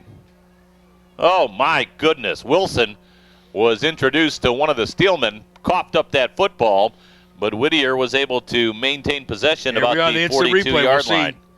A nice reverse again. And here comes Wilson. And Wilson, after getting down to about the 45, took a 53? shot right there from Tim Taylor. Tim Taylor. Again, anchoring that middle school defense. 1st and 10 for Whittier at the Lorain Middle 42-yard line. Rosario now will act as the blocker after pitching the ball to Keith Reynolds. And Reynolds got popped at about the 44-yard line. 82, Matt Comer. Can we go down to Ray and see if he's got a microwave? His pizza's getting cold. Oh, my. I tell you what, you mentioned earlier, Barry, that kids from Lorain, they come out and hit. There's been some hitting in this game. Yeah, when I was coaching at Admiral King, we never had a lack of kids who'd want to hit you. They may only be 135 pounds, but they'll hit you with everything they had. The blue-collar work ethic here in the city of Lorain. And they just love the game, and they just love playing. And Rosario under center. Sends Wilson in motion to the left. Oh, Straight ahead handoff and a nice hole for Greg Curry. And then Curry got licked too. Number 3, Chris Flowers. Yeah, there wasn't anything sweet about that hit. We have seen some fancy offensive plays, but we've seen some big time. Usually you think middle school they'll just run up and. Oh, my. Joe Bach, run that one back just one more time. Even slow it down. I think Joe has slow motion on this thing as well. We're going to try to back it up. That was a big – and number 6 got up and went back to the huddle. Yes, he did. Yes, he did. Ball spotted at the 38-yard line. So we have seen some big-time hits, and we'll make it 3rd down and about 6. Again, Whittier looking to make the score a little more respectable, 34-14. Lorain Middle leading this one on their way to the city championship here at the 7th grade level. And an undefeated season, 8-0. That's quite an accomplishment. Oh, he showed it again. In slow-mo. Ka-pow. We need one of those Batman things, them little pow, smack, and all those things he used to put on the screen. Splat. Splat. Now in at quarterback for Whittier is Robbie Willoughby. Robbie Willoughby turns and pitches the football, and with some room. Patrick Shropshire. Shropshire gets to about the 35-yard line. Say that about 6 times, huh? Quickly. Well, you'd have to be on the delay. I still remember when Bob Tomaszewski could not say Samaskovich, and they had to ask me how to say that name. And you said, how can a guy with the last name Buck know how to say Samaskovich? Oh, my. 38 seconds to go in the ball game. That was the Killer Bees. Remember that? Yeah, absolutely. Joe Bach and the Killer Bees. Willoughby rolling to the left. He's got a lot of room. Well, there goes Robbie. He's to the 25. Oh, nice cut. He got to the 15, to the 10, and dragged down at the 10-yard line. Nice cut. That was a real nice cut. I was afraid that the Whittier guy was going to hit the Lorain guy right in the back because look at it. This is a nice move right here. He stops. He's got him pinned to the outside and just cuts the inside. Yep, nice 99. Move. That's a pursuit by a big kid. That was Matt Robbins, who ran 30 yards down the field to make that tackle. And now Whittier is going to take a timeout. They're going to want to try to punch one more in here. Down 34-14 with 20 seconds to go in the ball game. And again, the 8th grade contest coming up next. I don't know if you can get down. Al Ivy's practicing throwing the flag. If you can see him, he's talking to the sidelines. He took the flag and threw it about 20 feet in the air. Look at that. Oh, my. He's practicing tossing someone and throwing a flag in the air. Oh, he's worth the price of admission himself. Let's see if Robbie Willoughby can get Whittier into the end zone one more time. Willoughby lobs it right side, and he threw it right to the defender for Lorain Middle School. And heading the other way, lumbering and chugging his way out to the 45, to the 50, to the 45, and finally dragged down at the 43-yard line. He kept looking back. I think he was looking for someone to lateral it to. Oh, my goodness. We're going to see this one again. That was lumbering and chugging. Were that the 2 words you used? Oh, right to him. There he goes. What's his number? 70? Is that 78? 70. And, of course, we don't have a number, or a name, excuse me, for our number 70. Not sure who that was, but he was pretty gassed by the time he got to the 50-yard line. I think he was hoping that was the goal line. Oh, my goodness. Now let's see if Lorain Middle just takes a knee and gets over with it. Or maybe we'll have Jillian throw a pass. What do you think? I'm not sure Brian Joyner would appreciate that too much, but we'll see.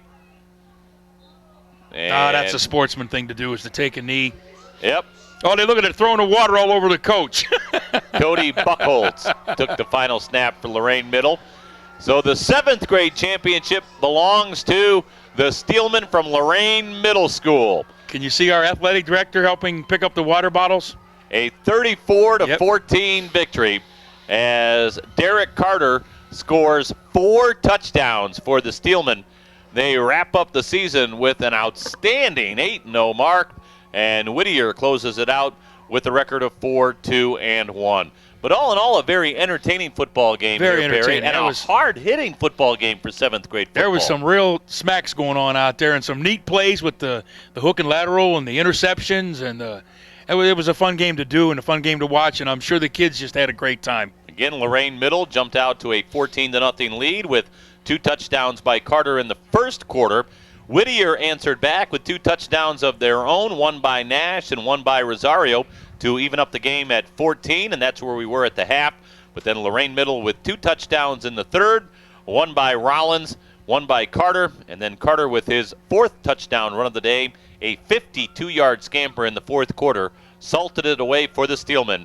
They win it 34-14. And again, that completes a perfect year for the 7th grade Steelmen. They're 8-0, and Whittier will bow out with a record of 4-2-1. You know, one of the things you have too, Tim, is these kids play with each other on baseball teams, basketball teams, be it CYO or church leagues or in the parks. They know each other. It's not like it's it's the strangers you're playing. So they're playing against their friends. They're playing against some of these kids went to elementary school together, and then they go separate ways depending on the program they're in. So a lot of these kids know each other, and so it was kind of fun to see that going on too. Very fun game, very entertaining game, and we congratulate the 7th graders from Lorain Middle School, a 34-14 winner over their counterparts from Whittier. We'll take a timeout, and when we come back, we'll bring you the 8th grade city championship game between Lorain Middle and Whittier. That comes your way right after this on WLCS TV 20, Lorain City Schools. Since 1921, your hometown financial professionals at First Federal Savings of Lorain have dedicated themselves to meeting the financial needs of their customers and surrounding communities. They offer a wide variety of financial investments as well as home mortgages to meet your every need. Loans on boats, cars, mobile homes, and other worthwhile purchases are also available. Whatever your financial need, First Federal Savings of Lorain is ready to help. 7 convenient locations to serve you in Lorain, Huron, Sandusky, Port Clinton, and now at 36690 Detroit Road in Avon. First Federal Savings of Lorain is an equal housing lender and FDIC insured. Welcome back to George Daniels Stadium in Lorain, and here we go. 8th grade football now, the city championship here in the city of Lorain. Lorain Middle against Whittier. Lorain Middle will have the football first, and they are in the black uniforms, Whittier in the white uniforms, and getting the handoff for Lorain Middle. Right up the middle goes Ryan Harvey, and Harvey with a gain of about 2 to the 37-yard line. Quarterbacking Lorain Middle is George Adams. As in the 7th grade game, in case you didn't catch it early on, they don't kick off. They just put the ball in the 35 and play. Now, again, Lorain Middle is wearing the dark uniforms, the black uniforms, but Whittier is actually the home team because they are here on the near side. Adams on a draw play, and that play doesn't go anywhere as the Whittier defense snuffed that one out at the 36-yard line. Again, the handoff went to Ryan Harvey, but he didn't get anything. See, 65, Sam Ortiz was on that. 85, Anthony Smith. 7:05 to go. We talked about some big kids in the 7th grade. Well, these look a little bigger. Yeah, they do. And they should be a little more refined because they've had a year of the system and they kind of know what they're doing. And Adams under center, turns hands off and out of the wing, but not getting anything after getting the handoff was the running back for Lorain Middle. Dropped was Gordon Tillman. 67, Don Ritchie on the tackle there. We got some tall kids out there. You were mentioning in the warm-ups, number 10, Kyle Arroyo. He's over 6 feet or very near 6 feet. Well, Arroyo's a big kid. You look at another guy in the secondary for Whittier, Dominic Price. Boy, he's a specimen back there. His dad was a good basketball player at Admiral King, Stan Price, years ago. See, Bradley Jones, they must know something about the punter because he's got to be 50 yards. Well, Lorain Middle and here. The wind. Yes. Whoa, and the rush is on, and the kick is off. Boy, unbelievable play made by Alex Wright to get that kick away. And now the punt is scooped up and dodging tacklers. And with room for Whittier is Brad Jones. Jones gets to the 50. Block. Jones sidesteps a tackler and flung down at the 48-yard line. Another difference is they can rush the kicker now. So they've given him a year to learn how to line up and what to do with it. And now it's all out football. The rules are high school rules here. Same officiating crew that we had in the first game, the 7th grade matchup. But I see Big Al's moved in the middle. Al Ivy. Tony Jordan. The other two guys we don't know, but here's the replay. Nice sidestep move there by Brad Jones. He's got to get the ball in the other arm. Jones got a great block. block. By 32. Mr. McGee. That is his first name. Yes, it is. All right. Whittier first down and 10 at the Lorain Middle 48-yard line. In motion to the right goes Torres. Handoff and up the gut to about the 46-yard line, and then thrown back was James Young for Whittier. As we were talking before the game started, let's go down through the list and see how many names we remember. You know, some of the guys remember. Ryan Harvey for Lorain Middle last year, remember James Young, and names that we kids that played last year and stood out a little bit. That's a big fullback in that backfield, Joe. Yes, that is a big fella in the backfield now for Whittier. In motion to the right again goes Torres, and the handoff goes to that big fella, Paul Montanez. And Montanez, a mountain of an 8th grade man, hit and dropped immediately. Oh, my goodness. That was about a 6 on the Richter scale, I think. Those two collided. Was that 68? Oh, Ronnie Swerns. Welcome. And into Montanez, and that was like 2 Brahma bulls on the top of a mountain. Sumo wrestlers going at get out of the ring. They're in the circle, too. Look, they're in the circle. Kyle Arroyo is the Whittier quarterback. Montanez behind him. Now coming in motion is Fairley. Fairley gets the handoff, upended at the 45-yard line. That was a nice tackle. Indeed, a very nice hit for Number 5. Adams for Lorain Middle.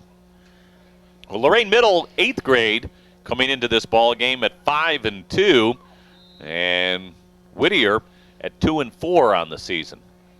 And again, if you weren't with us earlier, it was Lorain Middle in the 7th grade ball game, victorious over Whittier by a final of 34-14. Oh, they're going to go for it. Yep, 4th down and 7, and Whittier says, we'll go for it here.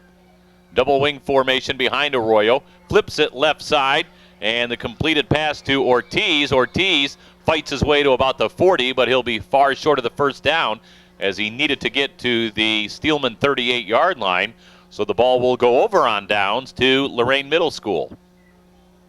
You know, if you're going to go for it on 4th down, you should maybe try to run a play that'll get you 10 yards. You know, they were just hoping he would break one, but and I'll talk while you drink your coffee because that was a quick sip there, Barry. Quick sip. Yeah, the pizza has gotten ice cold, so we're down to the coffee now. We're down to the box in that pizza. Adams, the quarterback for Lorain Middle, their second possession, handoff to Brandon Four, and Four gets to about the 45-yard line and spinning and twisting and trying to get out of the tackle, but he couldn't have. Anthony Ruiz, gain of about 6. I'll call it 5.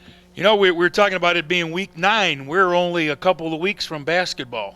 High school basketball. Love it. Scrimmages are warm and starting out, and been getting calls to, line up scrimmages and get ready. And the girls start the last week in November, and the boys play the last Saturday in November. I think November 30th is the first game. November 29th, actually, Friday night. Flags fly and whistles blow as Lorain Middle comes up to the line of scrimmage. I know one of the things that some of the schools are doing are having previews. I know Southview's bringing in 10 girls teams. They're playing 5 halves on November 18th, I think. So if you want to see 10 local teams, I know Lorain Catholic's doing one for the boys. I think they're having like 8 teams in or 10 or. I believe it's 12. I think they're going with six halves? halves. Yeah, so, I mean, there's a chance to pay a couple dollars and see 12 teams in one time. Even though it's a scrimmage and it's only a half, you can still get an idea of what's out there. The pitch goes to Gordon Tillman, and Tillman with some tough inside running gets about 5 to the Whittier 46-yard line. In on the stop. It was Donald Ritchie was one. Yep. We'll set up a 2nd down and 5. Again, no score. We're under 3 minutes to go first quarter here at George Daniels Stadium. The 8th grade city championship here in the city of Lorain. Adams draw play, and Ryan Harvey gets close to the first down marker. But you look at the running backs, the talent that's coming up, and the hard hitting that we saw in the 7th grade game, and we'll probably see here. Tony Shoulders and Bill Jones got to be looking, as Ray Ebersol said it. Lorain took Lorain a long time to come back from when they cut sports and they didn't have junior high football, and that really took them years to come back from that. And now they're starting to see the fruits of their labor. Go back to the schools, the middle schools, and let them play. And they've had a couple of B teams and 2-3 teams in the schools. Lorain Middle's got almost 1,000 kids. They got 800 and some. Whittier's got 600 kids. Although I will say, Barry, for the amount of students over at Lorain Middle, I'm surprised at the number of kids standing on that Lorain Middle sideline. I thought they'd have a little bit of a bigger roster here on the near side, the Whittier side. They've got a sideline full of white jerseys. Lorain Middle had a slew full of kids on that 7th grade team. Yeah, they did. Actually, Lorain Middle did not pick up the first down. They are inches shy, 3rd and less than a yard. Ball inside the 40. Adams under center. Turns, hands off, and fighting his way down to about the 35-yard line is Ryan Harvey. And Harvey picks up the first down for the Steelmen. Number 32 tackled the wrong man. He tackled the quarterback, and the tailback had the ball. Whittier made the penetration. They just didn't complete the play. And unlike the 7th grade game where it was big plays, it's just like methodical. We're going down the field, the old Woody Hayes. But again, when you look at Lorain Middle, that's the offense that Admiral King runs, that double wing single back. Adams, quick hitter over the middle, complete to the tight end, Josh Parks, and Parks inside the 30 to about the 29-yard line. Nice job by Adams right there, just a quick 2-step drop, and flicked the ball over the middle to Parks, and that's a nice first down gain of about 8. I was watching the Ohio State-Northwestern game, and this is probably the best quote I've heard from an announcer. Ohio State came out with no backs, and the announcer said, "I know Woody Hayes is spinning." He probably 5 was. wideouts. He said, "I know Woody is just turning." Draw play Harvey, and he's collared and maybe thrown down by the face mask at the 29-yard line as the referee threw that flag into the pile. Miguel Rivera, got him by the face mask. Oh, he called it. Oh, Tony called it on Lorain Middle, but he meant to say it's on Whittier. So I think if Joe Bach reruns this one, you'll see that Harvey actually got twisted around, and I think that's why you'll see the flagrant face masking call rather than the 5-yard penalty. Yeah, we had a 5-yarder in the 7th grade game, and that's just because it was accidental. Al Ivy getting ready to mark off the penalty. And Joe Bach would rather watch Al mark off the penalty than. That's okay. That's. But you're a super one person, Joe. Joe's a one-man wrecking crew up here in the George Daniel press box. See, if you look, he got twisted down right there at the 29. I'm waiting for a play real close on the sideline where we'll actually have Al Ivy run up to the press box and put that little hood over our monitor right here. Misdirection play, and with some room is Brandon Four. Another flag. And Four goes in for the score, but we do have flags on the play, so hold everything. Well, that flag's thrown. That's usually a hold. We'll see if Brandon's touchdown will stand up. But Lorain Middle is already walking backwards, and that'll take the score off the scoreboard. We could have Big Al run up the stairs and put that little hood over. We could put the timer on him. See if the ball came out, or if the ground caused a fumble, or if a foot was in bounds. I don't know if you saw this, but it was a college game. The coach scored the go-ahead touchdown with 7 seconds left. He was winning 15-14. He went for 2, The defense intercepted the ball, returned it 102 yards, and he lost 16-15. I don't even know what school it was, but that guy's probably hanging from a pole somewhere. Why? Same play. Here comes 4, and he's not able to shed the tackle of Dominic Price. They came back with the exact same play that they had just scored the touchdown on that got called back, and 4 with a nice gain. But again, it was the defender for Whittier. All right, first time in the 8th grade game. Dominic Price, who was able to hang with 4 and bring him down. Well, Joe, we lost our bet. We were talking, and Whittier came out in all white. We said, well, Tim won't call him Southview. We'll call him Elyria. And it does look like Elyria. It does. Second down. Fake handoff. Boy, a lot of room, and into the end zone. Untouched for the touchdown is Adams for Lorain Middle. A great play-action fake up the middle as the whole Whittier defense was sucked into the middle, and then scampering to the left, Adams untouched for the score. Was there a white jersey within 8 yards of him? Boy, great job by Adams. Nice fake. Watch this fake. There's nobody near him. He even faked out Joe Bach for about a second. But Joe, quick on his feet, was able to stay with Adams. Unfortunately, the Whittier defenders were not, and Lorain Middle now with a 6-0 lead. And the Steelmen will go for 2. And right up the gut, the handoff goes to the first back. Yes, Ryan Harvey, and he stopped short on the 2-point conversion. You know, we have a couple of fans down here wrapped up in this big purple blanket. It looks like that hood that you would go into for the instant replay. Maybe Al will go in there. There it is. Yeah. Looks like something that you were camped under at Woodstock, Barry. That might be the same blanket. Oh, my. You know what? I've just figured this out. The reason that Al Ivey is doing this game is Ray Ebersol said, if I bring Al, they'll get him and not me. Oh, my. So Lorain Middle with a 6-0 lead, and now Whittier will take over, first down and 10. The Warriors at their own 35-yard line. We're under a minute to go, first quarter, here at George Daniels Stadium. And Whittier will try to respond. Arroyo still in at quarterback. Here comes the rush, and down he goes at the 25-yard line. And we got a face mask there, too. Boy, Ryan Harvey leaped in the air to make the sack on Arroyo, but in doing so, got him by that face mask. It's like he got him by the helmet. I think, Tony, there it is. Well, look at great play. Well, he got him up by the collar. I don't know, Joe, see if you can run that one back one more time, because I'm not sure he actually got him by the face mask, although the hit was high. There's no doubt about that. I think if he's around the helmet, though. Yeah, that's close. We'll have to show him the replay on that one. He was standing right there, so. But the 15-yard penalty now makes it a 1st and 5 situation for Whittier. The Warriors now at their own 40-yard line. Clock running, under 40 seconds to go, first quarter. Stacked eye formation behind Arroyo.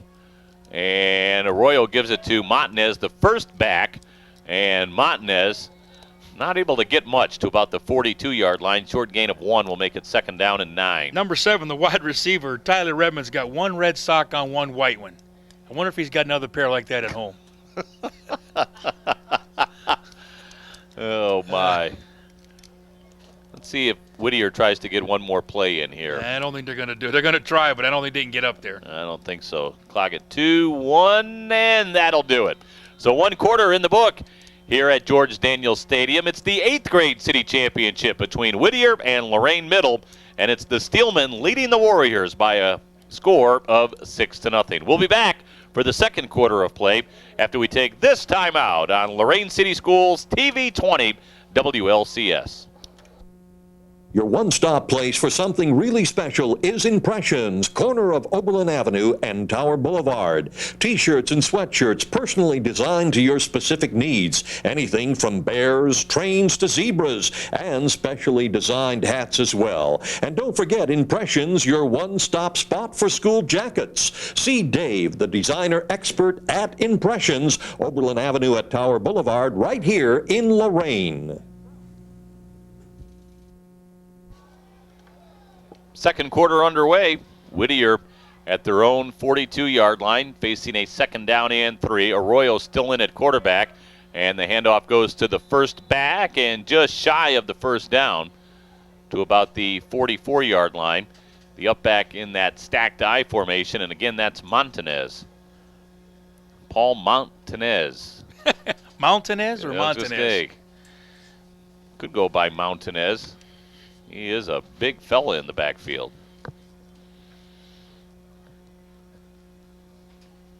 So 3rd and less than a yard for Whittier. They trail 6-0. 7:27 to go. Arroyo quarterback sneak and a lot more into Lorain Middle territory, all the way down to the Steelman 44-yard line. Tackled by Gordon Tillman for Lorain Middle. I want to thank the coaches from Lorain Middle School, Mike Raisler, along with Mr. Faria, Mr. Clark, and Mr. Bombach, providing us with some stats and roster up here in the press box. Of course, Tony Melendez. Barry guides the Whittier 8th grade football team. First down and 10 for the Warriors. They are at the Steelman 44-yard line. Stacked I behind Arroyo, the quarterback. Wide to the left is Tyler Redmond. Arroyo gives it to the first back, and right up the gut down to about the 35-yard line is Juan Torres. Nice gain of about 9. I think the first back through is Montanez, isn't he? The lead. Correct. 2nd down and about 1. I think Lorain Middle's having trouble finding Juan Torres because he's hiding behind Montanez. 2nd down, less. That'll be a short 2, long 1. And Arroyo on a quarterback sneak appears to have the first down at about the 32-yard line. Again, if you weren't with us for the first game, in the 7th grade contest, it was Lorain Middle over Whittier, 34-14. That caps off a perfect 8-0 season for Lorain Middle at the 7th grade level. You know, Tim, for the folks that have been around a long time, we used to have the old Buckeye Conference. Well, they have the Junior Buckeye. That's the league that the Lorain City schools are in with Buckeye and Elyria and Vermilion. It's called the Junior Buckeye. No kidding. Yeah. I was not aware of that. Arroyo gives it to the second back, and there isn't any room at all for Brad Jones. Boy, Jones thrown for a loss at about the 33-yard line. So that's going way back. It's before the Erie Shore Conference, the old Buckeye with Mansfield and Marion and Findlay and Fremont, Sandusky. I'll tell you what I'd love to see, Barry. I've talked about this on WEOL before, and I just think that what Lorain County as a whole needs is some sort of county league split up between big schools and small schools. If you could put the Lorain schools in with the Illyrias and the Vermilions and the North Ridgevilles and take the smaller schools and separate them out. Arroyo throwing right incomplete, looking for Dominic Price.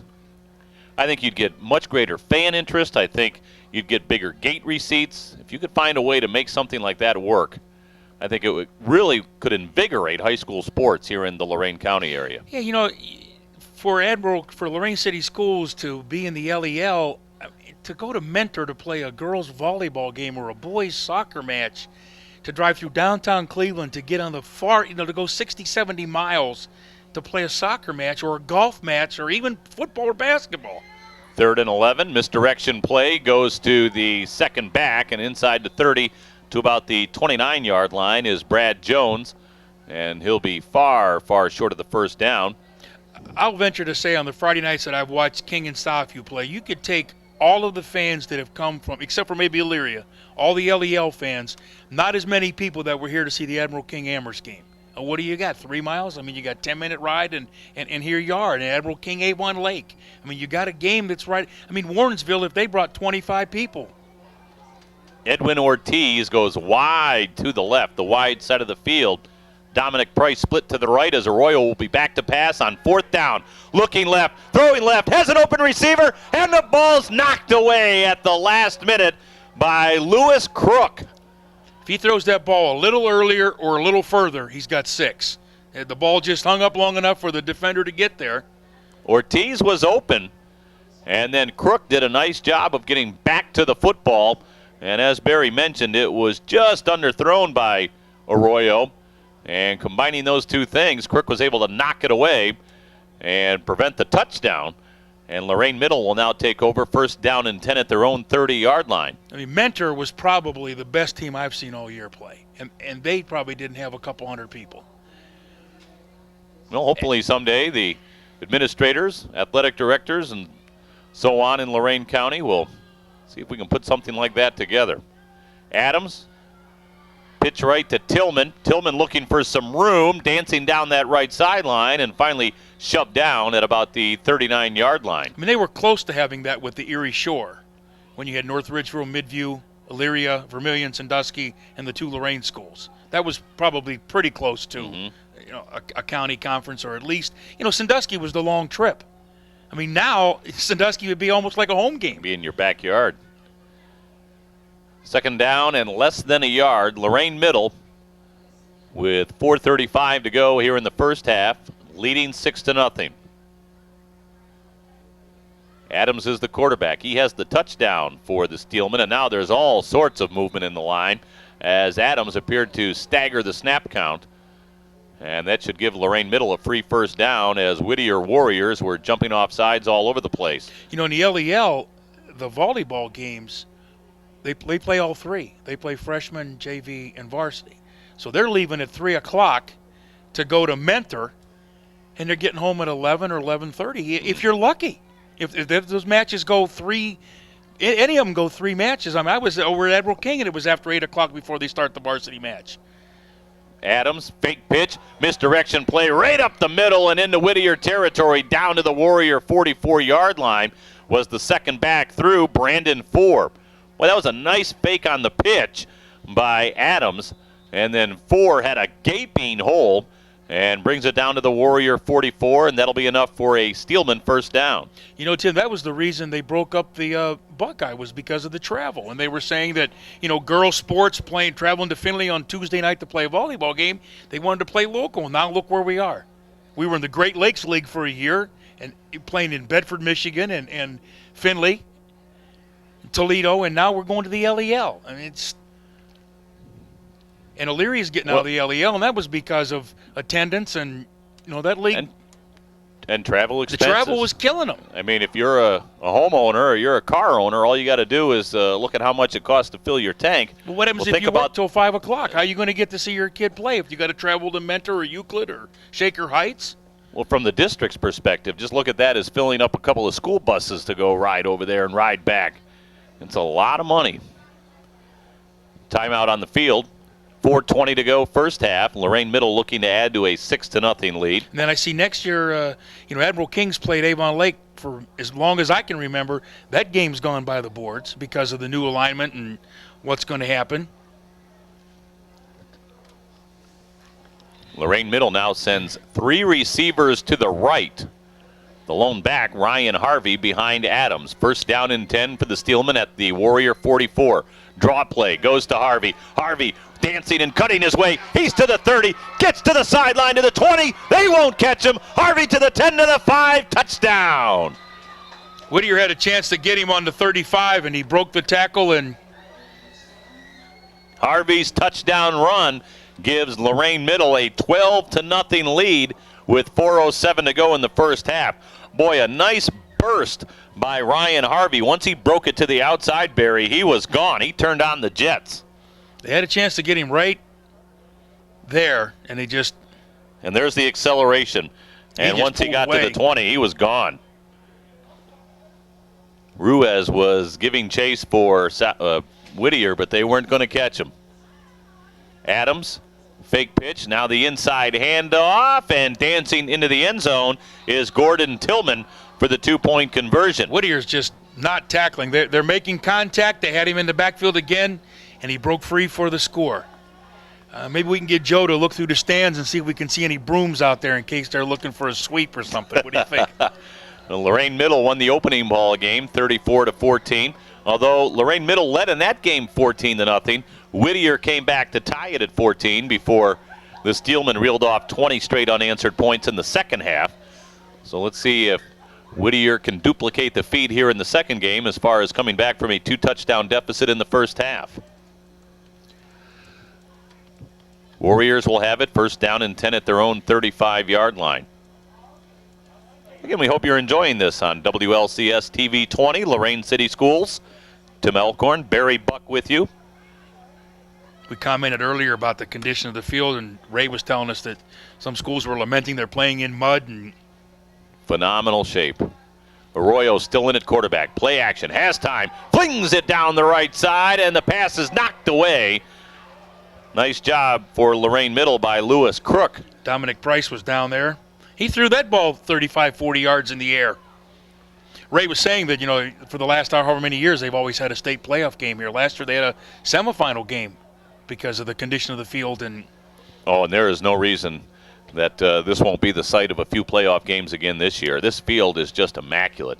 Phenomenal condition. And like we said, this is the third game this week. Soccer game Monday, doubleheader tonight, and King plays Friday night. Unbelievable.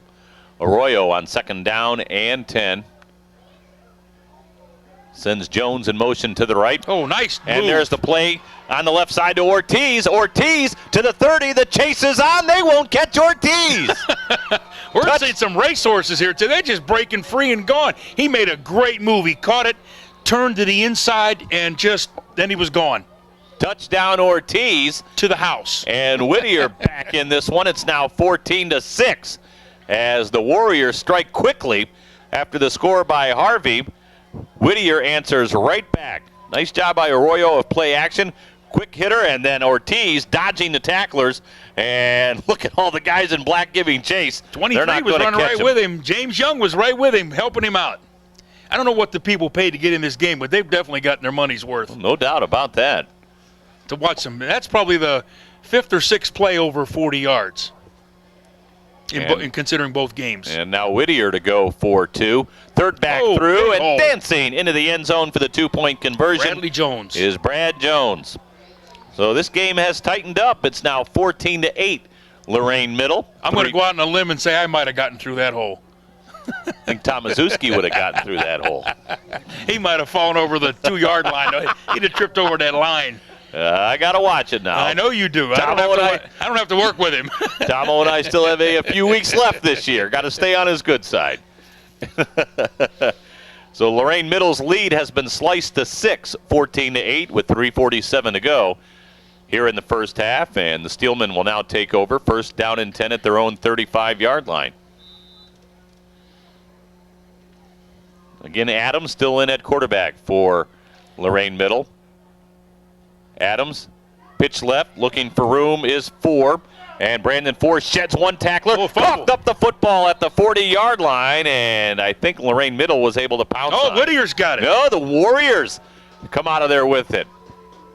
We're going to see how much they really want to do this game next year. I think I'm going to hold out for a telestrator. If I don't get the little chalk thing, Hey. We got this instant replay right here. Joe's right on he's got the ball in the right hand, and it's just stripped.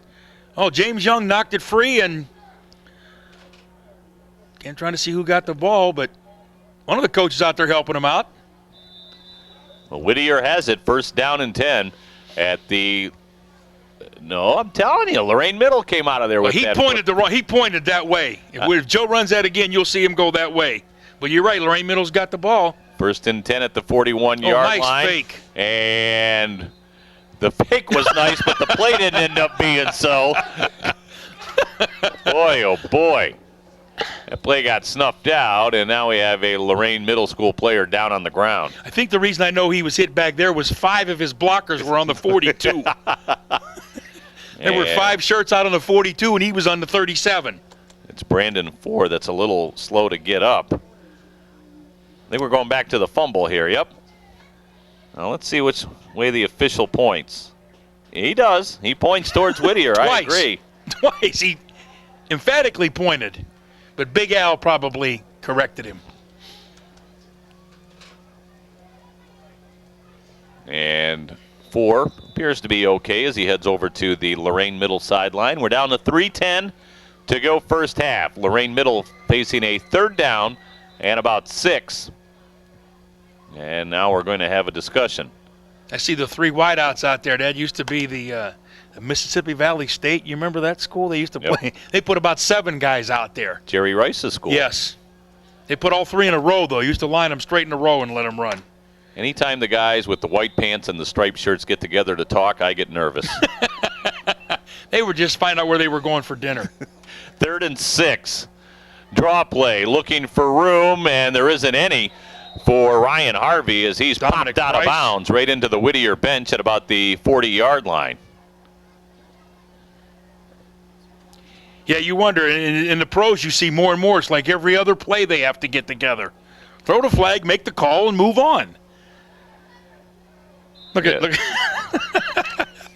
Can you see Al bent over laughing? He's having a good time. 4th down and 5 now for Lorain Middle. And again, here at the 8th grade level, you will see the rush on the punter. That wasn't allowed at the 7th grade level, but in this ball game, timeout. Lorain Middle, they have the right people, and Lorain Middle says we need a timeout. 2:54 to go, first half. We'll take a break as well. 14-8. Lorain Middle leading Whittier here in the 8th grade city championship. We'll be back from George Daniels Stadium right after this on Lorain City Schools TV 20 WLCS. Excuse me. Excuse me, are you Santa Claus? I heard you might be him. If you are him, here's my list. Help the Marines make Christmas possible for less fortunate children. Donate a new toy to Toys for Tots. Here's Santa Claus. 4th down for Lorain Middle. Here comes the punt. Short, you gotta be careful punt. doesn't touch. Oh, look at it! Oh, what are the up men for Whittier decides to scoop it up. Donald Ritchie. That might be his only chance to carry that football. Donald Ritchie says, I need Alcorn and Buck to say my name in unison up there. I'm going to try to scoop up this football. I was just thinking it could reach over and touch one of them, but he just reached out and touched it, took it.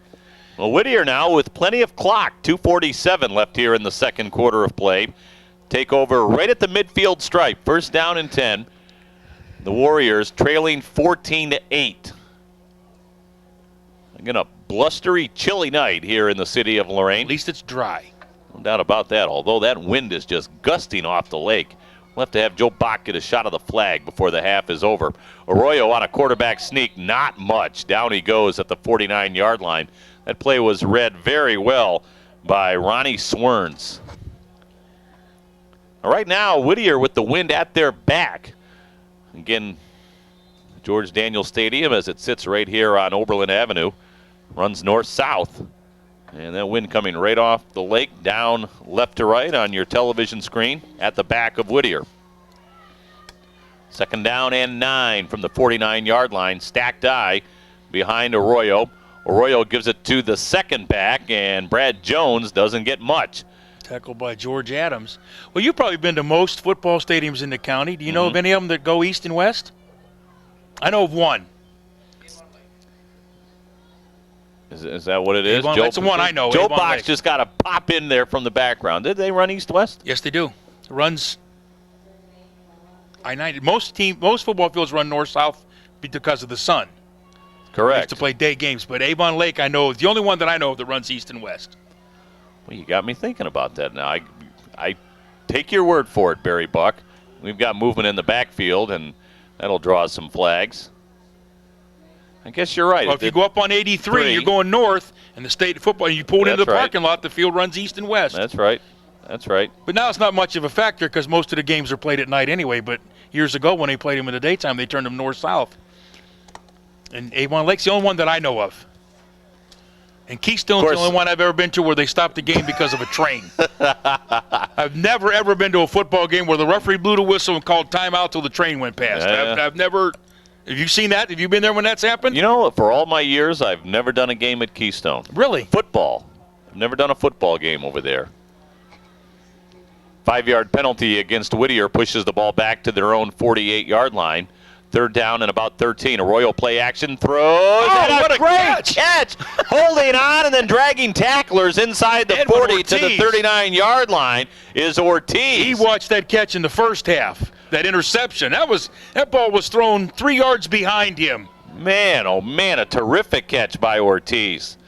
That's Sports Center stuff. Da-da-da, da-da-da. Boy, put that back up, Joe Bach. Look at this right catch. there. Oh, my. And then he drags 3 tacklers inside the 40 to the 39 and picks up the first down. Tip drill. Terrific play by Ortiz. Keeps the drive alive.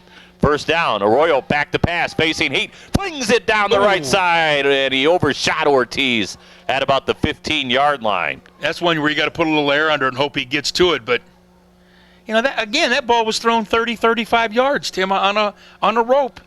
There's debate into Cleveland whether, when they went to the Hail Mary, whether number 2 threw the ball more than 40 yards. We got an 8th grader that throws it 35. Well, I did not mention his name. He also has a good 20, 25 mile an hour wind at his back right now. Although, as you said, that one was pretty much on a line. Timeout, Lorain Middle. We're down to 44 seconds to go here in the first half. 14-8, the Steelmen hanging on to their 6-point lead. They scored the first 2 touchdowns of the ball game. Adams with a touchdown run, and then Harvey with a long touchdown run for the Steelmen. And Whittier answered back as Ortiz, with a nice catch and run for Southview, turned it into a long touchdown for the Warriors. And it's now a 14-8 ball game. Okay, Tim, you're going to have to help me out. What is the purpose of that umbrella being up at the bottom here of the stands? I don't know. She could want to be like Mary Poppins and just fly into the sky and right out of George Daniels Stadium. It's not raining, and what is it? What is the purpose of that? But yeah, well, maybe.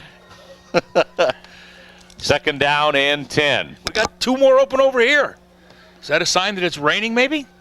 Arroyo gives it to the second back. Nice Here cut. comes Jones. Jones to the 30, he fumbled. and He he caught it coughed up midair. the football. Caught out of the air and Face down at about mask. the 29-yard line for Lorain Middle is Brandon Forbes. 17 things happen right there. We have another penalty. That's a face mask. I believe he grabbed him.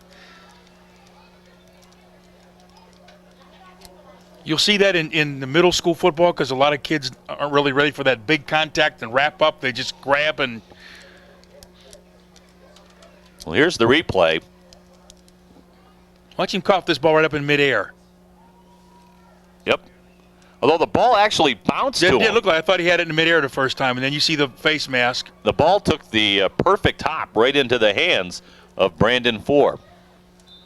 So now with 34 seconds to go here in the half. Let's see what Lorain Middle elects to do.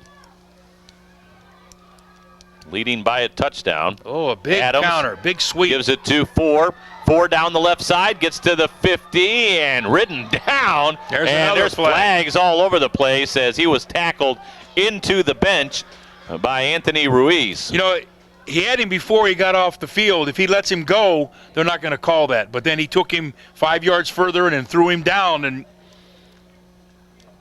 And that'll tack on a big 15 yards against Whittier. That's what killed Southview the other night when they could have been going to overtime and they had a kid already on the ground and somebody hit him helmet to helmet, gave him 15 yards and allowed the prom queen or the homecoming queen to boot it through the goalpost.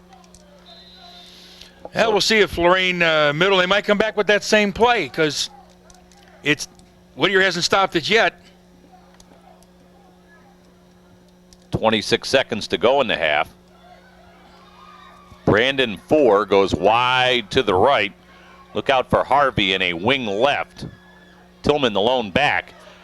Thing goes to Tillman. Tillman's going to loft it downfield to Forbes. Makes the catch inside the 10.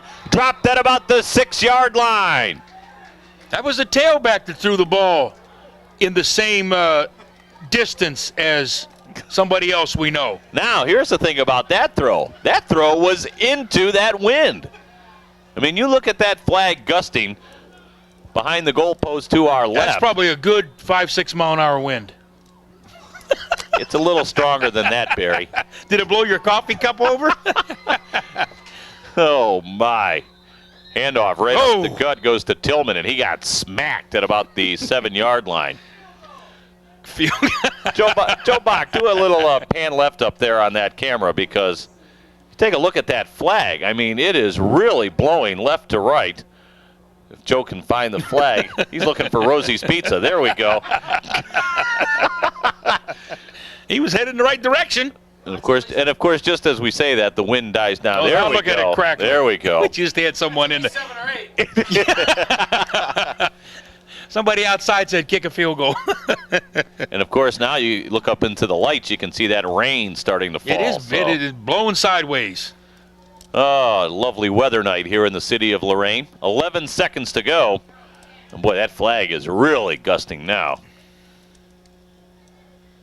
Penalty against Lorain Middle, pushed the ball back to the 11-yard line. But how about the razzle-dazzle from the Steelman, the halfback option pass? You know, you almost, as a defensive coach, you almost got to say that's coming. And when you saw that, you said Ford went out there, that's the kid that's carried the ball 2 or 3 times. He went wide by himself, was one-on-one. You know, you got to put a couple guys on their best player and hope they don't beat you like that. But then again, Whittier at least made the tackle and make them line up and try to score from 15 yards away or 11. But we've seen all kinds of plays. The playbook tonight covers a lot of areas with the hook and ladder and the reverses with Jillian handing the ball off 3 times for touchdowns. And we had all sorts of Whittier players here on the near sideline motioning up to the press box about what time should be on the clock. We've got 12 seconds to go. Pitch goes to Crook. Crook now gives it to Harvey. Harvey looking for the corner to the 5, to the pylon, touchdown. Tim, we're going to have, if we get the instant replay, we're going to see a great block. And we used to call them excuse me blocks because I think he just kind of got in the way, but he freed him up. That guy had that Whittier player was coming down on that tailback, and somebody kind of got in the way and said, excuse me, right here. See it?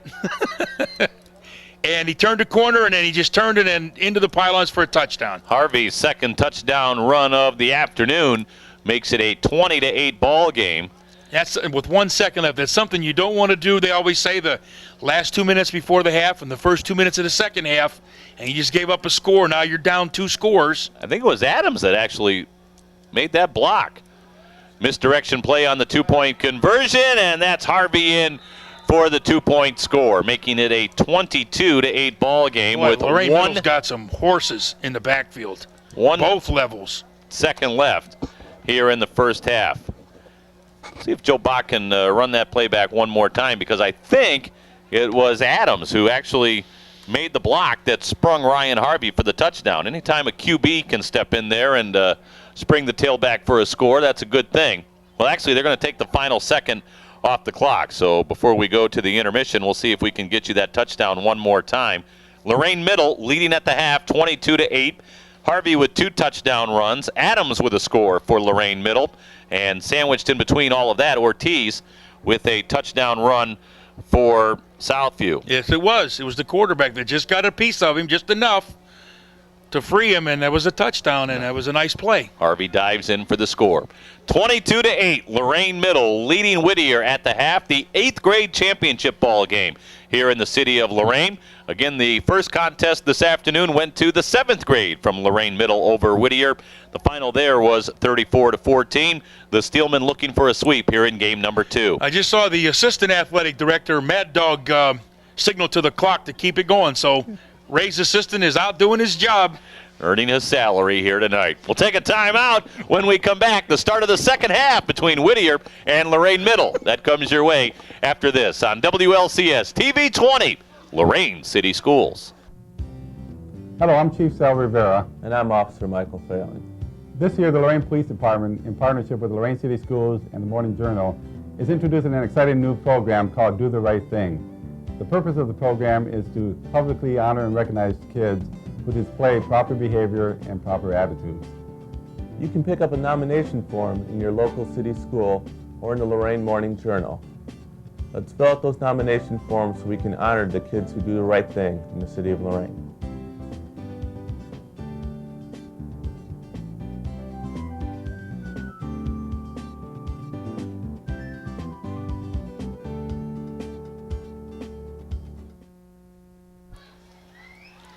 Whittier has the football to open up the third quarter of play, and Arroyo on a quick hitter here to the near side completes the Price to Dominic Price, and Price with a nice gain of about 8 out to the 43-yard line.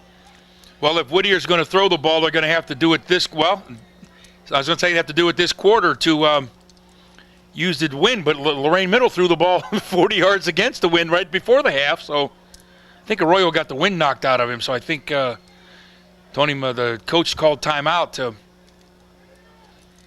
give him a chance. I'm just going to say go out there and take a look. 22-8, Lorain Middle leading Whittier. Taking him out of the game. Just underway here at George Daniels Stadium. Again, Savion Custis, I think, will come in as the quarterback.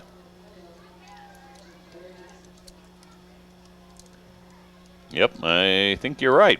There's Custis coming into the ball game as Arroyo here on the near sideline, now bending over at about the 35-yard line.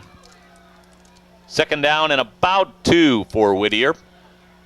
Again, third quarter just underway here at George Daniels Stadium. Hope you're enjoying the doubleheader here on WLCS TV 20. And Custis tried the quarterback sneak, and for Lorain Middle, Ronnie Swerns would have absolutely nothing to do with that. He threw Custis down for a loss of 1 back to the 41-yard line. That's about, now we got a gain of 1. That's about 3 or 4 times we've mentioned Swerns with big hits. And throughout both games, there have been some big-time plays, both offensively and defensively.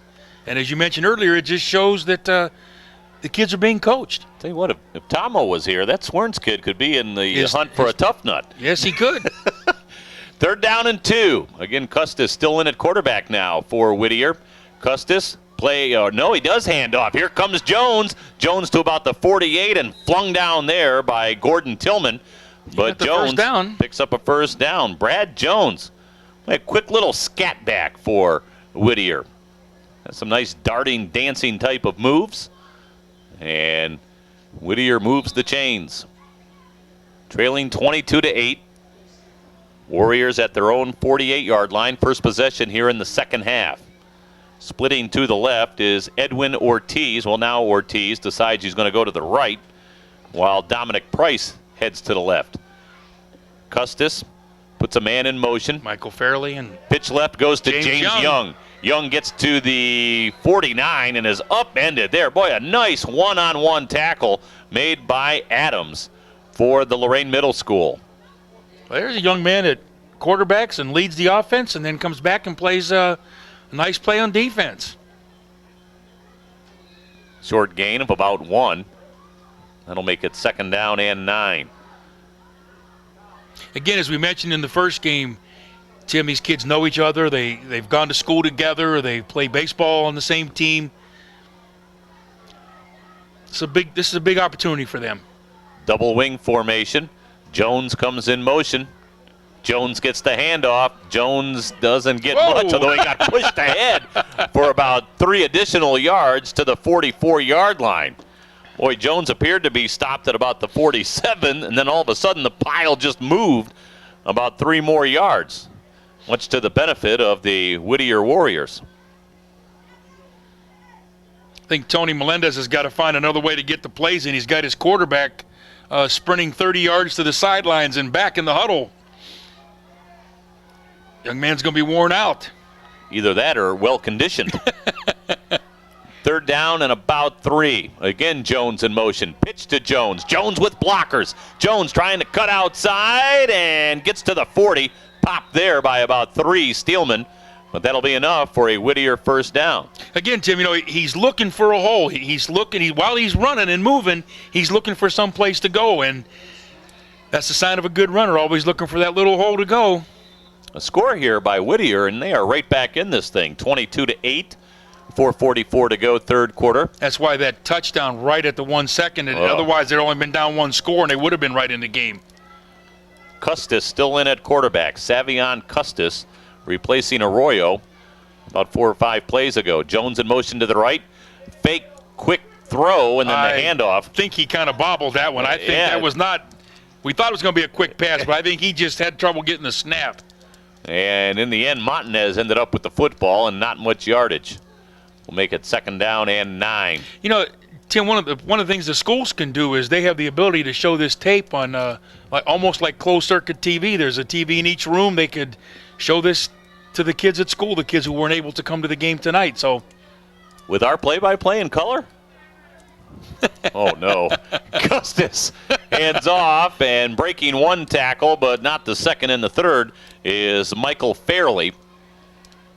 If it's shown during school hours, that's one of the things they can do is put it on. They will. I know at Whittier they'll turn it on. I love Lorain. I love Lorain and everything it stands for. See how many points I can score with that one. 3rd down and 5. Who do you have to impress? Who are you looking for, Ray? We got Ray under control. Whittier trying to keep the drive alive. They've had the ball the entire 3rd quarter.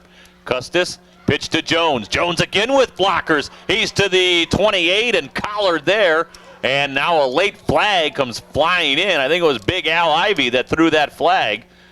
Boy, he gave that one a chuck of about halfway across the field. Face mask. Al Ivy saying that's a face mask against Lorain Middle. You know, I'm going to have to ask Tony Melendez, why does he only run that play to Bradley Jones on 3rd down? He's getting about 12 or 14 yards of play, and he waits till 3rd down. Here it is again on the instant replay. He's got the ball in the outside arm. He just turns, they look for the hole. Boy, I tell you, they're calling that face mask. Again, he was around the shoulder pads, but. Brandon 4 on the tackle for Lorain Middle, and suddenly Whittier now with a threat. They're at the Steelman 21-yard line, 1st down and 10 as we approach the 3-minute mark. Well, one way to keep Lorain Middle from scoring is don't let them have the football. Montanez, the lone back behind Custis. Custis drops the snap, goes down on a knee to pick it up, and the play will automatically be ruled dead right there. Here on the near side, Arroyo is having his back tended to as they are rubbing his lower back right below that number 10. There it is on our screen. So I don't know if he is a sore back there or got landed on. In the meantime, that was on that pass he threw, and right. He must have got popped after we turned the camera away. Custis pitch to Jones. Well, they're going to run it on 2nd down. There's Jones to the 20, to the 15, and knocked out of bounds at about the 14-yard line. Well, Tony Melendez must have been piped into your microphone there, Barry Buck, because they ran it on 2nd down rather than 3rd. I might run that play all 3 downs until I get it in the end zone, until they stop it.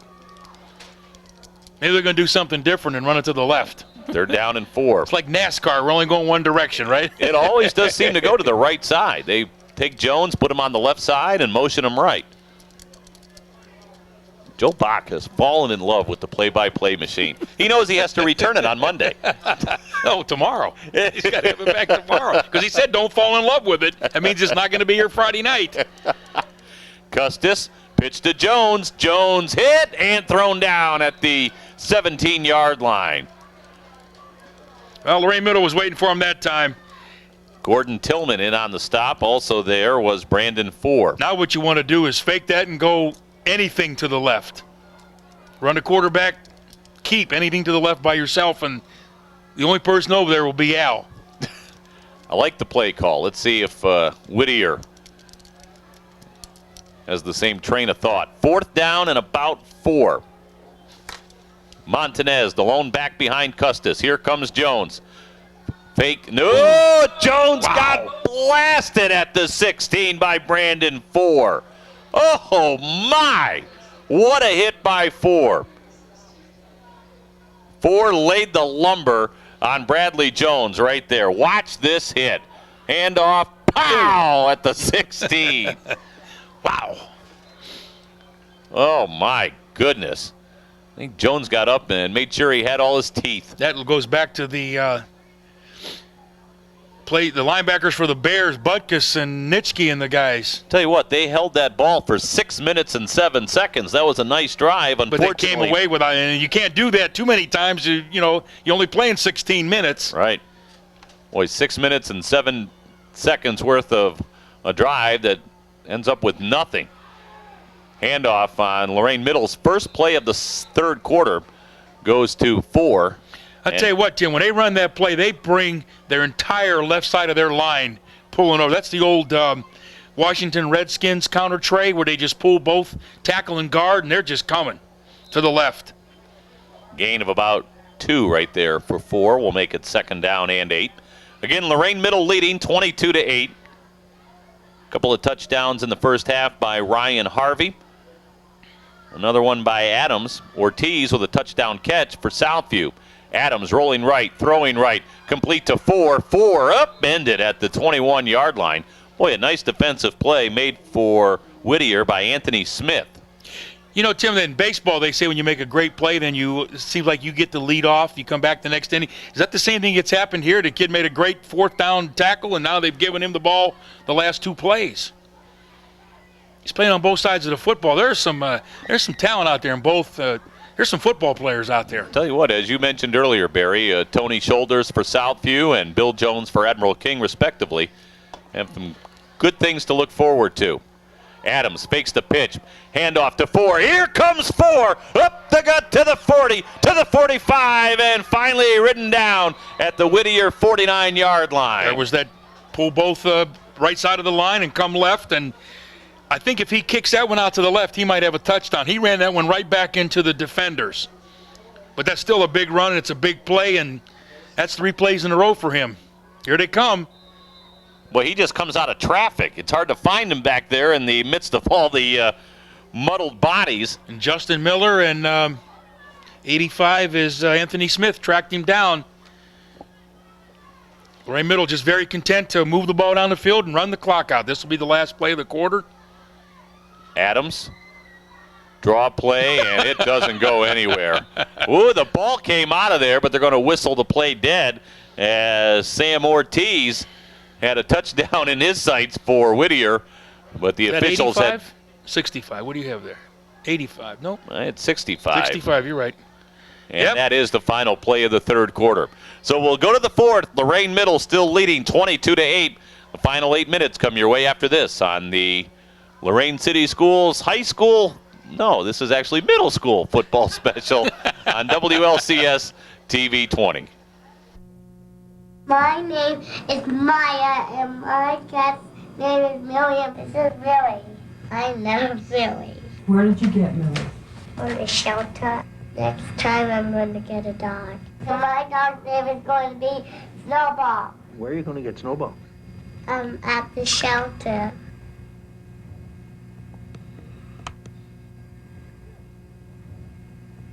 They take very good care of animals at the shelter.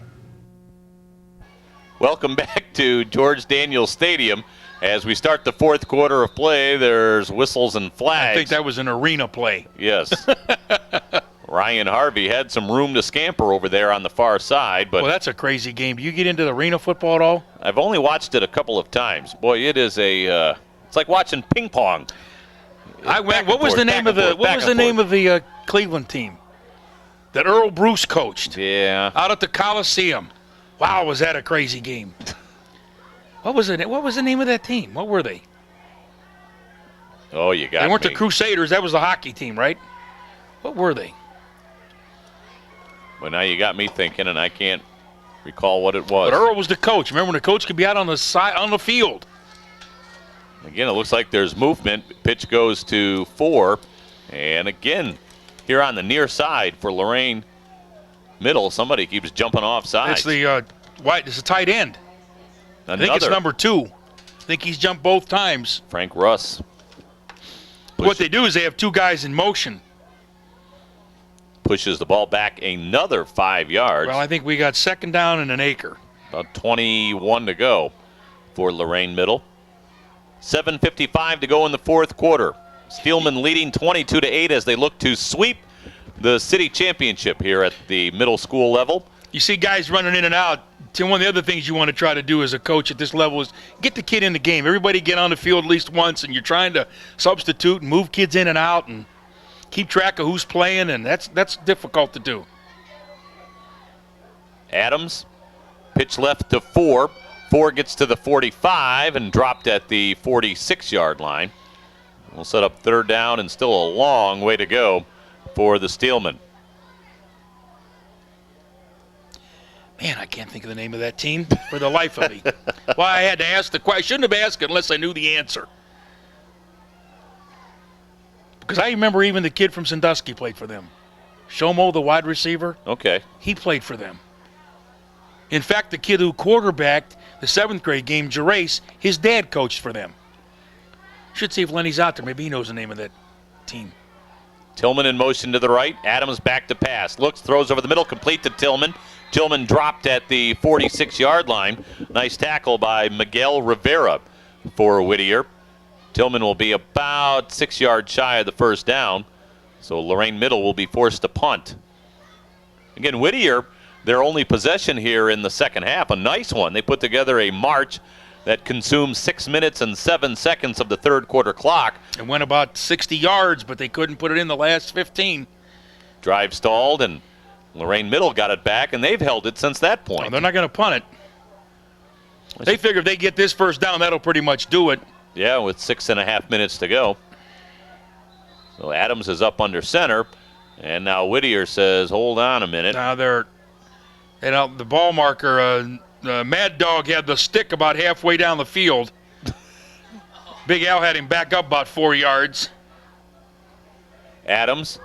Pitch goes to Tillman. Tillman sheds one tackle. He's to the 40, to the 35, and rocked out of bounds at the 31-yard line. Nice tackle by Justin Miller, but Tillman bounces his way to a Lorain Middle first down. They had him in the backfield, Tim. They had him again in the backfield and let him get out. You know, we talked earlier about the missed tackles, and, I mean, that's a big play. Lorain Middle made the big play on fourth down, and right here, they had him right there. They just could not get him in, and Justin Miller did the right thing, pushed him out of bounds. And like I said, Lorain Middle took the first down and went for it, and now they'll kill in at least another 3 minutes. Yep. Leading 22-8. Fresh downs for the Steelmen. Inside handoff and just pounding his way to about the 30-yard line. Miguel Rivera on the tackle along with Mr. McGee. Ryan Harvey. I like that name, Mr. McGee. And that is his first name. That is his first name. Yes, it is. I wonder if he likes the band Mr. Mister. I bet he doesn't. Or Mr. Bojangles. You think he likes the song Mr. Bojangles? Mr. Oh, my. Another country heard from. Second down and 8. Adams has gone the entire way at quarterback. Now he drops the snap, and there's a scrum at the 30-yard line. But I think Adams is able to come out of there with it. Oh, my. A scrum, huh? Sure. we in Australian rules football or rugby? Which that little man could run up and point like they do on ESPN. We need the white suit, though. Adams, play action, nice rolling cut. to the left, cuts it back, but is buried at the 29-yard line. Joe Pinsura didn't make the tackle, but he made – no, it is a fumble. Joe Pinsura didn't make the tackle, but he turned him inside to the help, and Lorain Middle coughs the ball up. Whittier saying, we've got the football, and the officials agree. So you point the right way this time? Adams indeed coughed it up. Let's check the replay as Joe Bach runs it for us here. Nice play by Adams. Yep, there's the ball coming out before his knee hit the ground. Joe, if they have to review that play, we've got it up here in the booth. Before the knee hit the ground, the ball came out. I'm not sure Allen Company's going to review that. I didn't see that little red ball, that little red flag come out on the field. Oh, my. Mike Raisler may want to throw the red flag, but Mike, it would be for naught. That was a good call. That ball did pop out of there. So here's Whittier, first down and 10 at their own 30-yard line. And I believe we got a new quarterback in there. Handoff goes to Montanez. No, Custis still is the quarterback. And Montanez fights for about 5 to the 35-yard line. Whittier down by 2 touchdowns. They got to come up with something a little more than dives off tackle, Tim. They got to come up with a little razzle-dazzle here. 22-8. Look at Bach slowing down the action. Boy, he's good. He's good. He's like a kid in a candy store with that machine. He's having a good time. His resume's on its way to Fox. Second down and 5. Custis, pitch left. Looking for room is Mr. McGee. Mr. McGee out over the 40 to about the 44-yard line. Tackled by number 22, Gordon Tillman. He's made a lot of tackles. Boy, they got to get Mr. McGee the ball more, just so I can say his name a few more times. 419. I look in that huddle at Lorain Middle. They're not very big, but they're tall. There's a lot of tall kids out there. I'm sure Miguel Curl, new men's head basketball coach at Lorain Admiral Kings, looking at those tall guys down there. Custis dropped the snap, picks it back up, turns and hands off, and Mr. McGee is buried. Speaking of Miguel Curl, I understand Admiral King has a... Sorry, that wasn't McGee. That was Michael Fairley. Go ahead. Has an exchange student, Croatian or Hungarian or Slovak or one of those 6'4", 6'5". I heard about this, but I have yet to confirm it. Jim Allen keeps telling me that this kid's a player. He's a, I can't remember which. I know he's a foreign exchange student. I want to say he's from one of the Latvian countries, but I can't even say Latvian. You just did. Just like Samaskovich, right? Yeah. Timeout Whittier with 3:46 on the clock. Again, Warriors down 22-8. Lorain Middle looking to sweep the junior high city championship here at George Daniels Stadium earlier. Closer game than the score dictates. I mean, it's been a pretty even game. And they didn't give up that score right at the 1 second, as I told you, right at the half there. Yep. That big play they threw into the wind, a little razzle-dazzle, and then the quarterback throws that key block, and he scores with 1 second left, and that's the ball game. Otherwise, you're down one, then you can play for that. Custis still in at quarterback now for Whittier. Single back behind him. In motion comes Jones. And Custis tried to hand it to Jones. Somebody was in his way, and then Custis just got smothered back at the 40. Yeah, they tackled Bradley before he even got the ball, and Custis turned around, and that was that, what do I do with the ball now? So it's now 3rd down and a mile for Whittier. 3:25 on the fourth quarter clock. 3rd and about 15.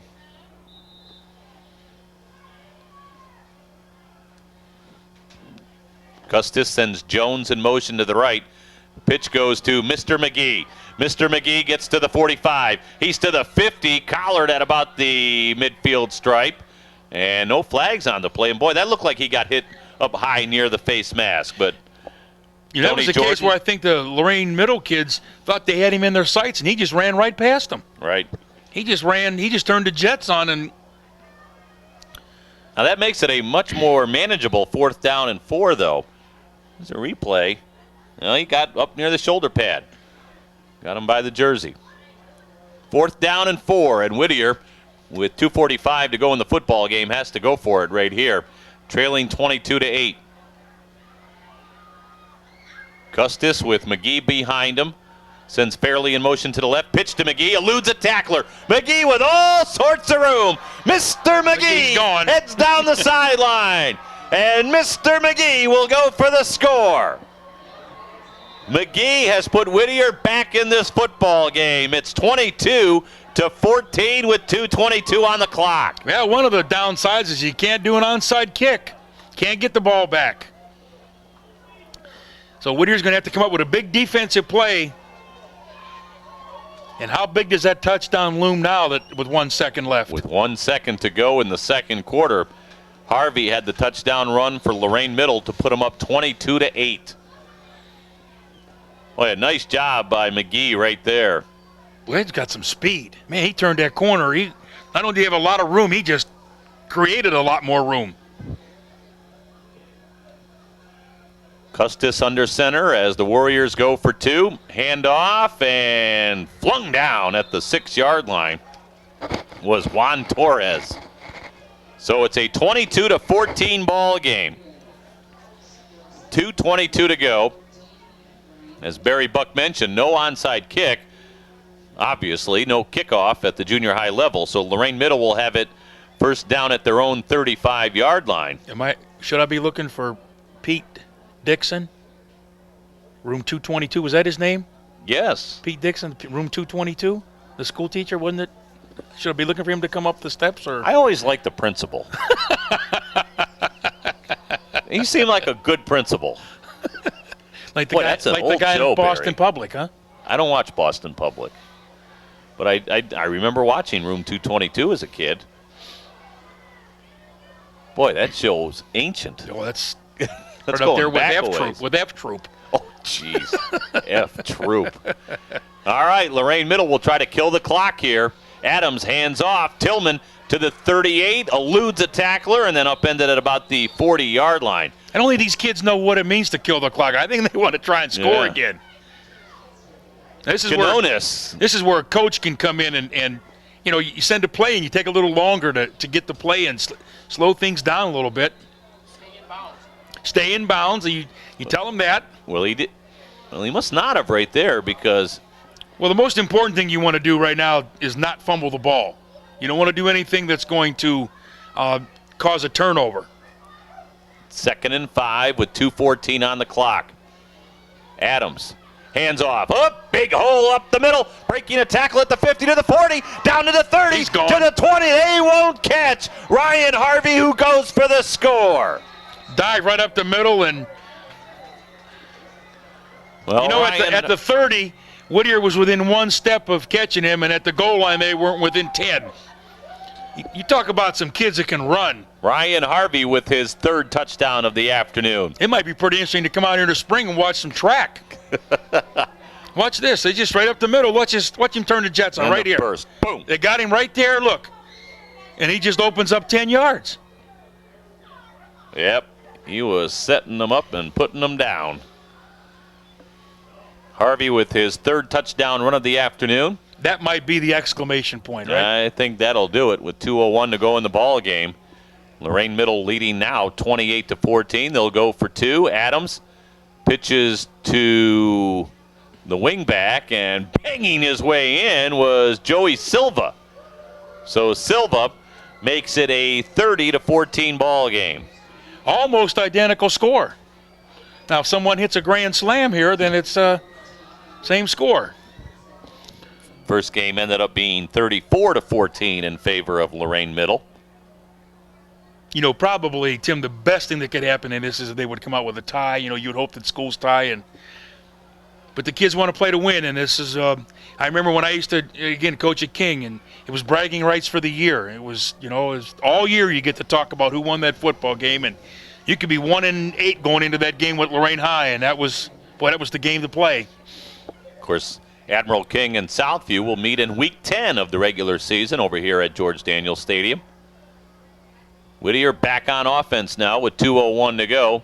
Pitch goes to McGee. McGee now hands it off and looking for room, and thrown down back at the 29-yard line was Jermaine Kirkendall. Loss of about 6 right there. You know, this is the last year that the King and Southview game will be last because Southview's changing divisions, and it's going to be an independent game, and so they're going to play like game 3. So, you know, that big rivalry should be last because it's always tough to come back. I remember back years ago when King played Lorain High 8th and then turned around at the place in Dusky. The season was over. Win, lose, or the Lorain High game, we're done. Let's play it at the end. Right. 2nd down and 15. Jones in motion to the right. Pitch goes to McGee.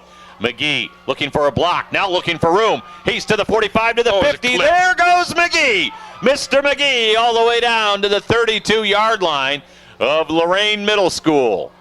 I'm not sure what that official was looking at, but sure should have been a clip there. Well, all the way. Oh, there's one back there. At the 35-yard line, we do have a flag on the play. And that run by Mr. McGee may come all the way back. You know, you teach the kids, if you can see his number, don't hit him in the back. If you can see the back of his number, let him go. And you'll see this up here at the top of the screen. Right there. You saw that hit him right in the back of the numbers. And tell you what, if Joe Bach is ever allowed to buy this instant replay machine and then get you a telestrator, Barry Buck, oh my, Joe Bach and the Killer Bees will be unbeatable. Well, it'll be a 5-hour game. It can only be on once a week because it's going to be all week to play it. You could be the next Mike Fratello. Oh, no, John Madden. I've been drawing that little thing. And oh, Fratello is the czar of the telestrator. Is he? Oh, my. Think he's better than Madden? Yes. Madden's funny, though. He draws little trees and turkeys, and he draws all kinds of things. You know, Fratello tries to be exact and precise, and Madden's got things all over the place, and mud. And Trust me, Barry, after tonight, Al Michaels and John Madden have nothing to worry about. I don't know. We have more fun than they do. Under a minute to go in the ball game. Lorain Middle on their way to a victory here in the 8th grade championship game. Pitch left to Mr. McGee.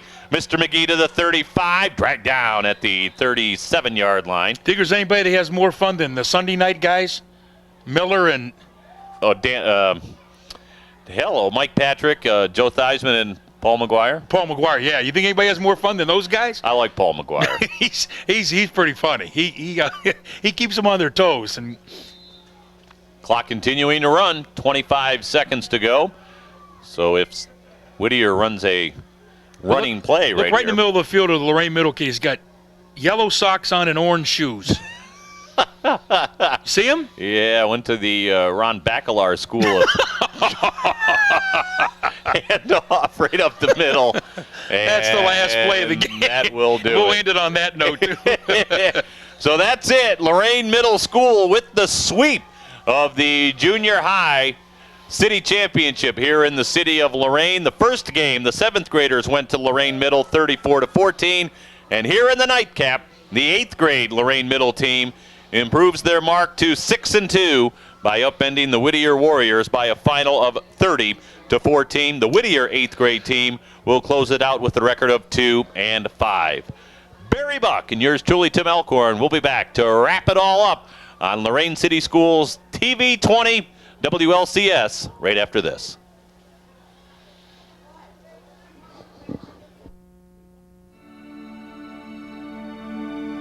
Sleep, my love, and peace will send thee all through the night. Guardian angels will attend thee all through the night. Welcome back to George Daniels Stadium. Tim Elkhorn along with my broadcast partner Barry Buck. And our afternoon and early evening of football is over, but indeed an entertaining day of football here at George Daniels Stadium. And Barry, for Lorain Middle School, a sweep of the junior high city championship. A good day for both their 7th and 8th grade squads. Yep, and I think the real winner of this whole evening is the City of Lorain Athletic Department. I think they've gained, the kids get an opportunity to play in the stadium. You got parents now who see what it's like to play in the stadium. Their kids are going to be here in a couple years. I think it's just a win-win situation. Again, in the opener, the 7th grade team from Lorain Middle got a big day from their running backs and rolled up a 34-14 victory. And then in the nightcap, another big win for Lorain Middle, 30-14. So certainly, as Bill Jones looks at things, some talent coming from this junior high level. And even as Tony Shoulders were to watch this tape and watch this broadcast, some talent coming for Southview as well, Barry. Yeah, he saw some kids that could run the football, and we saw some kids that could hit. And you're right, both sides are going to be winners. There's some talent out there on both sides of that field. And as Barry said, a big day for these kids as well. No matter how many of them go on to play at the high school level for Southview or Admiral King respectively, there's no doubt about it. They'll remember the very first time they got on this field and played at George Daniels Stadium under and the maybe lights. for some kids, this may be their only time. And this is their one time in the sun, and they'll be on TV for the next week and taped and be shown for the next 20 years. And this is a big time for the kids. So, again, we hope you enjoyed it here on WLCS TV 20. I know I enjoyed it. And, Barry, for the second year in a row, a pleasure to work with you, my friend. I've had a good time. I've had a lot of fun. This has been a great time. They call this work? I don't know. You'll have to thank Ron Bacalar for me. I'll do that. And again, for you folks at home, we hope you enjoyed the broadcast. It would not be possible without producer-director Joe Bach. That's B-O-C-K. Joe Bach does a great job. I tell you what, you always got to thank Joe. We thank you much for tuning in. Again, congratulations to both of the teams from Lorain Middle School. They sweep the junior high city championship tonight here at George Daniels Stadium. The opener goes to the 7th graders, 34-14, and the nightcap, the 8th grade contest, also belongs to Lorain Middle. The final in that one, 30-14. For Barry Buck and Joe Bach, I'm Tim Elkhorn. Don't forget a few more sports scenes coming your way on WLCS TV 20 before the winter break comes along, so stay tuned for those. And we thank you once again for tuning in to our very special junior high football night here on WLCS. So long, everybody.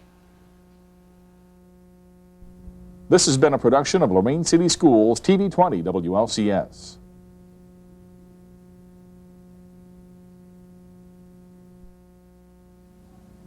To purchase a high-quality copy of the program you just viewed, please call Lorain City Schools Television at 282-8400.